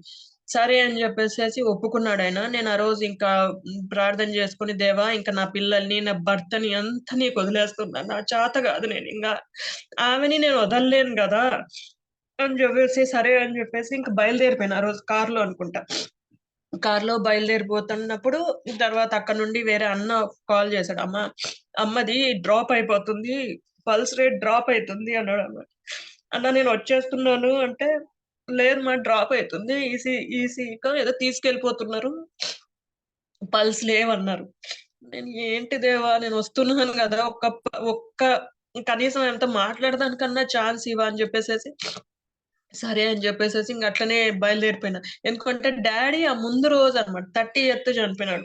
30థ్ చనిపోయినాడంటే ఆ రోజు ఈయనకి ఫుల్ ఎంక్వైరీ ఉంది ఆ రోజు. ఇంకా ఈయన కనీసం అట్‌లీస్ట్ ఆయన బాడీ అన్నా చూద్దామంటే మాకు కుదరలేకపోయిందన్నమాట. ఈయన చాలా బాధపడినాడు. ఏంటి సిట్యుయేషన్ మనది? ఎంత ఎప్పుడు ఇంత లేదు కదా! నేనైతే ఇంకా ఏం నా నా నా స్టేజ్‌లో నేను లేనింక. ఏంటిది ఇంతగా దేవుడు నన్ను ఇట్లా మొత్తాడే, ఎందుకింత మొత్తుతున్నాడు నన్ను అని. సరేలే ఇంక డ్యాడీ ఇంక రాత్రికి తమ్ముడు ఫోను చేసినాడు 2:00 మీరొస్తే రండి. ఆయన ఇంక ఉండడు హార్ట్ అటాక్ వస్తదంట.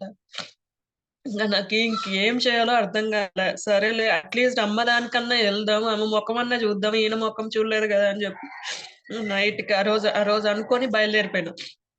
బయలుదేరిపోయి ఇంక అమ్మదంతా చూసుకొని వాపసొచ్చే టయానికి వాపసొచ్చేసాను. ఇంకక్కడ లేను. వాపస్ వచ్చినాను. తర్వాత ఈయనకొక మమ్మీ కార్యం జరిగించుకొని ఒక 5 డేస్ వచ్చేసరికి ఈయనకి సస్పెన్షన్ ఆర్డర్ చేతికొచ్చేసింది. ఇంకా సరేలే ఈయనన్నాడు, సస్పెన్షన్ ఆర్డర్ ఉంది కాబట్టి మనకి అంటే ఇల్లు కూడా ఖాళీ చేయాలేమో మనము కొంచెం అప్పుడు ముందు నుండే నన్ను ప్రిపేర్ చేస్తా వస్తున్నాడన్నమాట. ఇల్లు ఖాళీ చేయాలేమో మనం వేరే ట్రై చేద్దామా అంటే నేనన్నా మా ఇల్లు ఉంది గదా! ఇంటికెళ్ళిపోదాంలే పైన ఖాళీగానే ఉంది గదా! ఇంటికెళ్ళిపోదాంలే అన్నా. సరేలే అన్నాడిన. సరే అనుకుంటా నేను ఇంకా ప్లాన్ ఔట్ చేస్తున్న సరికి సస్పెన్షన్ ఆర్డర్ చేతికొచ్చింది. సరే అని చెప్పి కొన్ని ఇష్యూస్ వల్ల ఎళ్ళలేకపోతే వాళ్ళన్నారు ఆఫీస్ వాళ్ళన్నారు ఇల్లు ఖాళీ చేయనవసరం లేదమ్మా, ఇల్లు ఉండొచ్చు మీరు అన్నారు. నేను ఎందుకు సస్పెన్షన్ మాకిచ్చారు, ఎందుకిచ్చారు అని ఎంత చెప్తున్నా వాళ్ళు ఎక్స్‌ప్లనేషన్ ఇచ్చేవాళ్ళు కాదనమాట మాకి. సరే అని చెప్పేసి ఆ సస్పెన్షన్ ఆర్డర్‌లో 6 మంత్స్ అంటే తెలుసు కదా, సస్పెన్షన్ ఉంటే మనకి మనీ రాదనమాట చేతికి.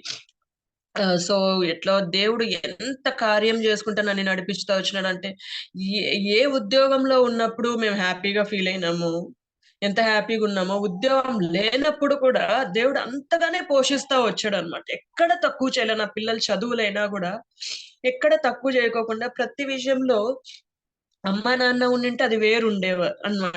అంటే మనకు కొంచెం ఏదన్నా పక్కన మనకిచ్చేవాళ్ళు గాని, తర్వాత చాలా ఇదయిపోయిందనమాట. అమ్మా, నాన్న చనిపోయిన దీనికి అసలు చాలా డౌన్ అనమాట. ఏం లేకుండా దేవుడు కానీ చాలా ఆశ్చర్య రీతిగా మమ్మల్ని ప్రతి విషయంలో గూడా చాలా అంటే ఏవైతే నేను లోటు అనుకుంటున్నానో అవి తీరుస్తూనే వచ్చేవాడనమాట. సరే అని చెప్పేసి తర్వాత నెక్స్ట్ ఇయరు 2022 అన్నమాట. ఇక్కడ ఏమైపోయిందంటే మొత్తం అంతా ఈయన మీద ఏసానన్నాను కదా! అక్కడేం చేసేసారంటే పోలీస్ ఆఫీసర్‌లకి వాళ్ళేం చెప్పారంటే, నవజీవనే మొత్తం అంతా చేశారని నాకేం చెప్పారు కాల్ చేసి, "సార్ ఇట్లా ఈ ఇష్యూ ఏంది సార్" అంటే, "ఏం లేదమ్మా మీ ఆయన్ని తెచ్చేస్తాము. ఈవినింగ్ అంతా జస్ట్ ఊరికే ఎంక్వైరీ లాగానే ఉంటది. పంపించేస్తారు మీ ఆయన్ని" అని. నాకు అర్థం కాలేదు. సరే నేను చర్చ్‌కెళ్ళిపోయాను. ఆ రోజు స్త్రీల కూడికుంటే ఎళ్ళిపోయాను. తర్వాత వచ్చేసరికి పోలీసోళ్ళొచ్చేసారు. అంటే మామూలు సివిల్ యూనిఫార్మ్‌లో వచ్చారు. వచ్చి తీసుకెళ్ళిపోయారు. నాకర్థం కాలే ఎందుకు తీసుకెళ్తున్నారు అంటే, లేదమ్మా ఒక 1 అవర్‌లోనే మీ బండే గదా తీసుకుపోతుండేది. తీసుకొనొచ్చేస్తాడని. సరే అని ఆఫీసోళ్ళకి ఫోను చేస్తే ఆఫీసోళ్ళేమంటారు, "ఏం లేదు నవజీవన్‌దేం లేదు కాబట్టి సాయంత్రానికి పంపించేస్తారు. ఏం భయం లేదమ్మా" అని. నేను ఆ ఇష్యూనే సరే ఈయనకేం భయం లేదు కదా అంటున్నారు కదా అని నేను దాంట్లోనే ఉండిపోయినాననమాట. తర్వాత ఏమైంది, వీళ్ళేం చేశారు, ఆఫీసోళ్ళే జస్ట్ అంతా కుట్ర పన్నేసేసి, ఈయననే మెయిన్‌గా పెట్టేసేసి, అంటే ఆయన తర్వాత ఈయనే. అసలు ఈయన రోల్ అంటూ ఏం లేదు దాంట్లో. శాంక్షనింగ్ డిపార్ట్‌మెంటు, తర్వాత ఫీల్డ్ ఆఫీసర్స్ వీళ్ళుండాలనమాట పైన. వాళ్ళందరిని వెనక్కి నెట్టేపిచ్చేసేసి, ఈయననే ఆయన కింద నెక్స్ట్ ముద్దాయిగా ఈయననే పెట్టేశారు. ఈయననే పెట్టేసేసి ఆయనను గూడా పక్కన తప్పిచ్చేసాడు. మెయిన్ ఆయనను గూడా పక్కన తప్పిచ్చేసాడు. వీళ్ళందరిని తప్పిచ్చేసి ఎవరో ఒకరెళ్ళిపోతే సరిపోతది అనే ఇదిలో ఏం చేసేసారు, ఈయనని బుక్ చేశారనమాట. బుక్ చేసినప్పుడు నాకర్థం కాలేదు. సరే నాకు డౌటొస్తుంది వీళ్ళ మీద. ఏదో సంథింగ్ డౌటొస్తుందని చెప్పేసేసి వీళ్ళ అన్న వాళ్ళ భా హ హ్మ్. హిందూపూర్‌లో ఉంటారు గదా! వాళ్ళకి కాల్ చేసినప్పుడు వాళ్ళు వెంటనే వచ్చేసారు. అంటే నెక్స్ట్ రోజు అన్నమాట. అంత లోపల వీళ్ళేం చేసేసారు, ఈయనని తీసుకెళ్ళిపోయి కోర్ట్‌లో నేను ఆ రోజు బయలుదేరి నేనెళ్ళిపోయాను. నేను వీళ్ళ అక్క వాళ్ళు కలిసి ఎళ్ళిపోయాం ఫస్ట్ కోర్ట్‌కి.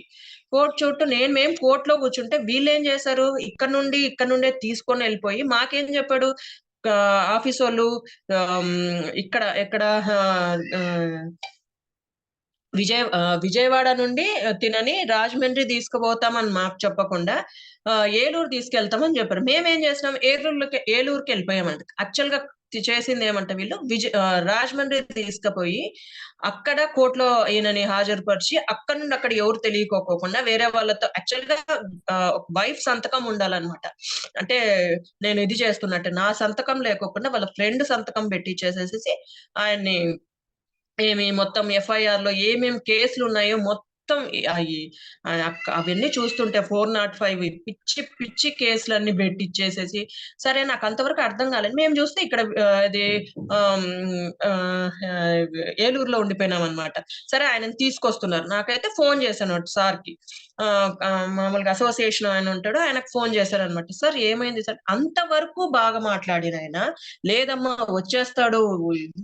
ఆయన సడెన్‌గా మార్చేసేసి, "ఎవరన్నా మీరు వేరే వాళ్ళని ఎవరినన్నా పెట్టేసుకోండి. అయిపోయింది అక్కడంతా" అన్నాడు. ఒక్కసారిగా ఏంటి సిట్యుయేషన్ ఇది? అంత బాగా మాట్లాడినాడు. ఇంకా ఏం లేదు. మీరు ఇది పెట్టేసుకోండి. ఆయనని తీసుకెళ్ళిపోతారు అన్నారు. నాకా ఇంకా ఎంత ఏడుపొచ్చేసిందంటే, ఇంకా తెలిసిన అన్న వాళ్ళు, చర్చ్ అన్న వాళ్ళు వచ్చారనమాట. చర్చ్ అన్న వాళ్ళొచ్చి మాట్లాడుతుంటే గూడా ఇంక అంతా అయిపోయింది. వాళ్ళంతా క్లీన్ ఆఫ్ జేసుకొని, ఈయన మీద పెట్టేసేసి, ఈయనని అరెస్ట్ చేపిచ్చుకొని తీసుకొనొచ్చేసినాడంట. అది మనకు తెలీదు. అన్నని మాట్లాడుతుంటే వాళ్ళు ఏం సమాధానం చెప్పలేకపోతున్నారు. అంటే మమ్మల్నే నువ్వు ఎదిరిస్తావా, మమ్మల్నే ఇంకా తెలుసు కదా ఇంకా అసోసియేషన్ వాడు ఎట్లుంటాడో, ఇంత దారుణంగా మాట్లాడుతుంటే నువ్వే నన్ను ఇది చేస్తావా. నేను ఇంకా ఇట్లా కాదు అని చెప్పేసి, ఎక్కడ పెట్టినారు సార్, ఎక్కడ తీసుకెళ్తున్నారు అంటే పంపించేసామని చెప్పి. ఎంత ఏడుపు వచ్చిందంటే నిజంగా, అంటే ఎంత దారుణ మనుషులు ఉంటారు. ఏం మా ప్రభా ఇది ఏం చేయాలా నేను అని చెప్పి, ఇంకా నాకేం ఆ మూమెంట్ లో ఏం చేయాలో నాకు అర్థం కాలే. సరే ఒక ఒక అప్పటికి కోర్ట్ రూమ్ లోకి ఒక ఆయన వెళ్తే పాపం క్రిస్టియన్ ఆయన, పాపం హెబ్రోన్ చర్చ్ కి వెళ్తారంట. అమ్మ నీ బాధ చూస్తుంటే నువ్వు ఏడుస్తున్నా, ఏమైంది తల్లి అంటే, ఇట్లా అయింది సార్, ఇట్లా అయింది ఇట్లా అయింది అంటే, ఏంది మా ఇంత ఘోరంగా ఉన్నారు, ఎంత పెట్టాడు మీ ఆయన గురించి, అసలు ఏమి అంటే ఆయనకి ఇంకా తెలీదు. నేను అదే అనుకున్నాను, మీరంతగా నిలబడి అంత ఏడుస్తుంటే ఎవరైనా నేనంత వాకప్ చేస్తే ఇట్లా అయింది అంటే ఎంత ఘోరమమ్మా ఇది. కాదు మీరు నెక్స్ట్ రోజు కోర్టుకి వేసుకోండి అంటే, కోర్టుకి వేసేసుకోండి కేసు అన్నాడు. సరే అని చెప్పి నెక్స్ట్ రోజు అన్ని మేము తిరుగుతున్నాం గానీ మాకు అర్థం కాలే ఎక్కడ కోర్టులు కేసులు మనకు తెలియదు కదా. సరే అని చెప్పేసేసి వేరే సార్, మనకి అంటే తెలిసిన సార్ ద్వారా, అంటే మన క్రిస్టియనే అన్నమాట ఆ సార్. ఆ సార్ ఏమన్నారంటే, అమ్మ నేను వేరే వాళ్ళతో మాట్లాడిస్తాను, అందులో వీళ్ళతో ఏం నేను డిస్కస్ పెట్టద్దు, ఇక్కడ ఉండే వాళ్ళతో మనం ట్రై చేద్దాం వేరే దగ్గర అని వేరే ఆయన సార్తో ట్రై చేశారు. ఆ సార్ వీళ్ళని బాగా, అంటే ఎందుకు అట్లా చేసినారు ఆ పిల్లోని కొంచెం బాగా ఇచ్చాడనమాట. ఇచ్చేసరికి వీళ్ళకి ఈగో హర్ట్ అయిపోయి చెప్పి, సరే అని చెప్పి వీళ్ళు ఏం చేస్తున్నారు, వేరే ఆయనని కోర్టు లాయర్ ని మార్పిచ్చి ఏం చేస్తున్నారంటే హైకోర్టులోకి వేయడానికి ట్రై చేస్తారు. ఎందుకంటే ఇప్పుడు ఈ కోర్టులో యాక్చువల్ గా ఇది ఇక్కడ ఉందన్నమాట, మనకి ఏలూరు కోర్టులో ఉండేది, అది ఏసీబీ కోర్టుకి వెళ్ళాలంట. వీళ్ళు ఏం చేశారు, ఆ తొందరలో ఏలూరు కోర్టుకి ఇచ్చేసాడు, అక్కడ ఆయన సంతకం పెట్టేశాడు ఏలూరు మెజిస్ట్రేట్. అది రాంగ్ అయిపోయింది అనమాట మనకి. అంటే దేవుడు కార్యం నిజంగా అంటే ఎంత ఆశ్చర్యకార్యం అంటే అది రాంగ్ అయిపోవడం వల్ల వాళ్ళు ఏం చేస్తున్నారు, ఏసీబీ కోర్టుకి మా దగ్గరికి ఎందుకు వస్తారు, మీరు ఏసీబీ కోర్టులో మీరు తేల్చుకోండి. ఏసీబీ కోర్టుకి తీసుకెళ్తే మన బెయిల్ అప్లికేషన్స్ అన్ని వాళ్ళు ఏమంటారు, మాకేం సంబంధం, ఇది వాళ్ళెవరో పిచ్చి పిచ్చిగా చేసుకుంటే మాకు సంబంధం లేదు, మేము ఇయ్యమని వాళ్ళు. ఇంకా మేము ఎక్కడికి పోలే, ఈ కోర్టు ఇదంటది ఆ కోర్టు ఇదంటే, ఇప్పుడు అనవసరంగా మనిషిని మీరు ఫ్రీగా పెట్టుకున్నట్టు 23 days ఫ్రీగా పెట్టుకున్నట్టు అని చాలా కోపం వచ్చేసింది. నాకు ఇంకా కోపంలో నాకు ఏం మాట్లాడుతున్నాను, ఏం సార్ ఇది అసలు మన ఫండమెంటల్ రైటా, ఒక మనిషిని వితౌట్ ఎనీ ఎవిడెన్స్ మీరు ఎట్లా పెట్టారు అంటే అని. ఇంకా సరే అని ఇంకా వేరే సార్ని అడిగితే, ఆ సార్ వేరే సార్ తో మాట్లాడిచ్చి, పెద్ద సార్ పైన ఉంటే ఆయనతో మాట్లాడిపించి వీళ్ళని కొంచెం మోటివేట్, అంటే మీరు చెయ్యాలా, చేయకపోతే ఆ పిల్లలు ఇది కాదని చెప్పి సరే అని చేపించి అది హైకోర్టు వేశారనమాట. హైకోర్టులో వేసినప్పుడు ఏమైపోయిందంటే ఆయన ఒకటే అన్నాడు, ఇది రాంగ్ ప్రొసీజర్ గా తీసుకున్నారు, వీళ్ళు రాంగ్ గా చేశారు, ఈ పిల్లోని మీద కేసు ఏం లేదని చెప్పి అప్పటికి అంటే క్వాష్ పిటిషన్ కి పెట్టేస్తాము అని చెప్పి నెక్స్ట్ డేనే నేను ఆ రోజు మనకి ఇది అనుకుంటా గుడ్ ఫ్రైడే ముందు నేను ఒక్కటే ప్రార్థన చేసిన, నా భర్తని నువ్వు గుడ్ ఫ్రైడే ముందు నువ్వు తీసుకొని రావాలా బయటికి అని చెప్పి ఎంత ప్రార్థన చేశాను. ఆ టైం కరెక్ట్ గా గుడ్ ఫ్రైడే ముందు రోజు ఆ థర్స్‌డే 6:00కి ఆయన విడుదలైనాడు అనమాట. వితౌట్ ఎనీ చార్జెస్ ఏం లేదు. జస్ట్ బెయిల్ అన్నప్పుడు, మామూలు బెయిల్ అన్నప్పుడు షరతుల మీద ఇస్తారనమాట బెయిల్. ఇది బెయిల్ కాదనమాట. Just leave him. మీరు తప్పుగా చేశారు, మీరు మరీ సవరించుకోండి, ఆయన రాంగ్ పర్సన్ ని మీరు తీసుకున్నారని చెప్పేసి ఆయనని అంటే కాదు, ఇది పద్ధతి కాదు మీది అని పోలీసు వాళ్ళకి ఇది చేసేసేసి మనల్ని వదిలినట్టు అనమాట, ఏం లేదు అని. నిజంగా అంటే దేవుడు ఎంత ఆశ్చర్యకార్యం చేశాడంటే నా జీవితంలో. దేవుడు నేనైతే ఏదనుకున్నాను అంటే, నా జీవితంలో చిన్నప్పటి నుండి అంటే ప్రార్థన చేస్తే దేవుడు చేస్తాడు అనే స్టేజ్ నుండి దేవుడు అన్నాడు, ప్రార్థన చేస్తే కాదు, దేవుడి మీద విశ్వాసం అంటే ఏమి, దేవుడు ఈ స్టేజ్ లో ఉన్నా కూడా తీస్తాడు, నీ చేయి పట్టుకొని నడిపిస్తాడు, గాఢాంధకారపు లోయలో నువ్వు సంచరించినను నీకు అపాయం ఏమీ రాదు, ఆయన దుడ్డుకర దండం నీకు తోడై ఉంటదని దేవుడు నాకు నేర్పించాడు. అప్పుడు తర్వాత సరే అని చెప్పేసేసి ఇంకా మామూలుగా ఆఫీస్ వాళ్ళంతా వచ్చారు ఆ రోజు, వచ్చి ఇంకా సరే అని రిలీజ్ అయినాడు ఆయన. రిలీజ్ అయిన తర్వాత అదే చెప్పాడు అనమాట, ఇంకా ఈయన మీద కేసు ఏం లేదు, కేసులు అయితే లేవమ్మా, ఎందుకంటే ఈయన రాంగ్ గా తీసుకున్నారు కాబట్టి, క్వాష్ అయింది కేసు కాబట్టి మీరు వెళ్ళొచ్చు అన్నారనమాట. తర్వాత అలా 6 మంత్స్ అయిన తర్వాత ఇంకా ఇంటర్నల్ ఎంక్వైరీస్ ఉంటాయి గదా! ఆ ఇంటర్నల్ ఎంక్వైరీస్‌లో బాగా ఈయన మీద పెట్టేశారనమాట. చెన్నైలో జరుగుతది ఎంక్వైరీస్. అన్నీ పెట్టారనమాట. పెట్టినప్పుడు నాకైతే దేవుడిని ఒక్కటే ప్రార్థన చేసిన. నాకంటూ ఎవరు లేరు కదా దేవుడా! నాకక్కడ చెప్పడానికి అని.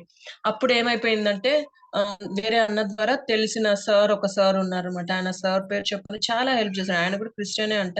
అమృత వాళ్ళ ఆంటీ తెలుసంట సార్‌కి. సరే ఆంటీ ఒకసారి సార్‌ని కాల్ చేశాను నేను. సార్ ఇట్లా అంటే, "ఎందుకమ్మా భయపడతావు? ఏం కాదు. నవజీవన్ చూస్తాను." మొత్తం అన్నీ చూసి వాళ్ళతో అట్లా మాట్లాడానన్నమాట. అక్కడ ఆఫీసర్స్‌తో మాట్లాడి కొంచెం దేవుని దయ వల్ల అంటే ఐ మీన్ దేవుడు కృప చూపించి మనకేమైందంటే కొంచెం పనిష్మెంట్ అనేది మరీ ఎక్కువ లేకుండా కొంచెం పనిష్మెంట్ అనేది తగ్గించేటట్టు పాపం ఆయన చేశాడన్నమాట. ఆయన దగ్గరికెళ్ళి మామూలుగా హైదరాబాద్‌కెళ్ళి మాట్లాడుతున్నప్పుడు ఆయన ఒకటే అన్నాడు. "అమ్మ మీ డ్యాడీ తెలుసమ్మా. ఎప్పుడు అమృతవల్లి గారి దగ్గరకొచ్చేవాడు మీ డ్యాడీ. మీ డ్యాడీ గురించి బాగా తెలుసు. తెలుసు మీ మమ్మీ కూడా తెలుసమ్మా" అని చెప్తే నాకెంత హ్యాపీ అయింది. దేవుడు అప్పుడు అనిపించింది. నా జీవితంలో దేవుడు ఎన్నో ఆశ్చర్య అద్భుత కార్యాలు చేశాడు గదా! ఈ కార్యాన్ని గూడా ఎంత అసలు నిజంగా అంటే ఎంతగా నేను దీనిలోని పోతున్నా దేవుడు నా కార్యాన్ని జరిగించాడు. దేవునికే మహిమ కలుగును గాక అనిపించిందనమాట. ఆ స్టేజ్ నుండి తర్వాత అయిపోయిన తర్వాత ఇంటర్నల్ ఎంక్వైరీ అయిన తర్వాత అదే పొజిషన్‌లో, అదే స్కేల్‌లో మరి యాక్చువల్‌గా స్కేల్ అనిపించింది. స్కేల్ దించుతారేమో అన్నారనమాట. అంటే మొత్తం ఈయన మీదే ఉంది గదా! స్కేల్ 1కి దించుతారేమో అన్నారు కానీ దేవుని కృప వల్ల, మహాకృప వల్ల ఆ స్కేల్ 3లోనే కంటిన్యూ అనమాట. అదే పోస్టింగు వైజాగ్‌లోనే అదే సీట్‌కిచ్చారనమాట. సో, మా జీవితాల్లో అంటే నేను నేర్చుకున్న పాఠాలు ఈ జర్నీలో చాలా నేర్చుకున్నాననమాట. ప్రతి విషయంలో దేవుడు మాట్లాడుతానే వచ్చినాడనమాట. అంటే ఇప్పుడు యోబు అంత ఇది కాదు కానీ నాకు యోబు జీవితం చదివేటప్పుడు నాకంత అర్థమయ్యేది గదా! మనం మామూలుగా చదువుకుంటూ పోతాం. జీవితంలో ఓహో! నెక్స్ట్ ఇదయిందా ఓకే. వాళ్ళ కొడుకులు ఇట్లా చనిపోయినారు. తర్వాత నా జీవితంలో వచ్చినప్పుడు నాకు కొద్దిగా అర్థమైందన్నమాట. అవును. వెంటనే శ్రమలొచ్చినప్పుడు ఎంత కృంగిపోతాము. కానీ యోబు ఎంత ధైర్యంగా నిలబడినాడే. ఆ ధైర్యం నాకీ దేవా అని నేను ప్రార్థన చేసుకున్నాను. కానీ అప్పుడు యోబు అంటాడు గదా! ఫస్ట్ చాప్టర్‌లో ఉంటది గదా! ఆహ్, ఆహ్, దిగంబరిగా దిగంబరి ఆహ్, ఒక్కటుంటది గదా! చూద్దాం. నేను నా తల్లి గర్భంలో నుండి దిగంబరివై వచ్చితిని. దిగంబరివై అక్కడికి తిరిగి వెళ్ళెదను. యెహోవా ఇచ్చెను, యెహోవా తీసుకొని పోయెను. నాకప్పుడే అనిపించిందనమాట. ఈ వాక్యము మన నోటి నుండి రావాలంటే అది ఆషామాషీ విషయం కాదు. యెహోవా ఇచ్చెను, యెహోవా తీసుకొనెను. ఇచ్చేటప్పుడు బాగుంటది. హ్యాపీగా ఫీల్ అయితది. యెహోవా తీసుకునేటప్పుడే మనం ఇంకా ఒక రకమైన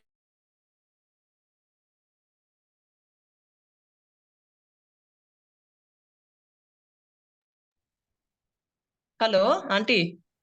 కొంచెం వినపడలేదు ఇప్పుడే. ఆ! ఓకే అంటే అయిపోయిందంటే, ఆ లైఫ్ స్టైల్‌కి అలవాటు పడిపోయుంటాం కాబట్టి, మనము ఆ వర్డ్ చెప్పాలంటే చాలా భయపడేదాన్ననమాట. ఆ టైంలో యెహోవా ఇచ్చెను, యెహోవా తీసుకొనెను అని చెప్పాలంటే భయపడేదాన్ననమాట. కానీ ఎప్పుడు మనసులో ఉండేదనమాట. యెహోవా ఇచ్చెను, యెహోవా తీసుకొనెను అనేదాన్ని లోపల అనుకునేదాన్ననమాట.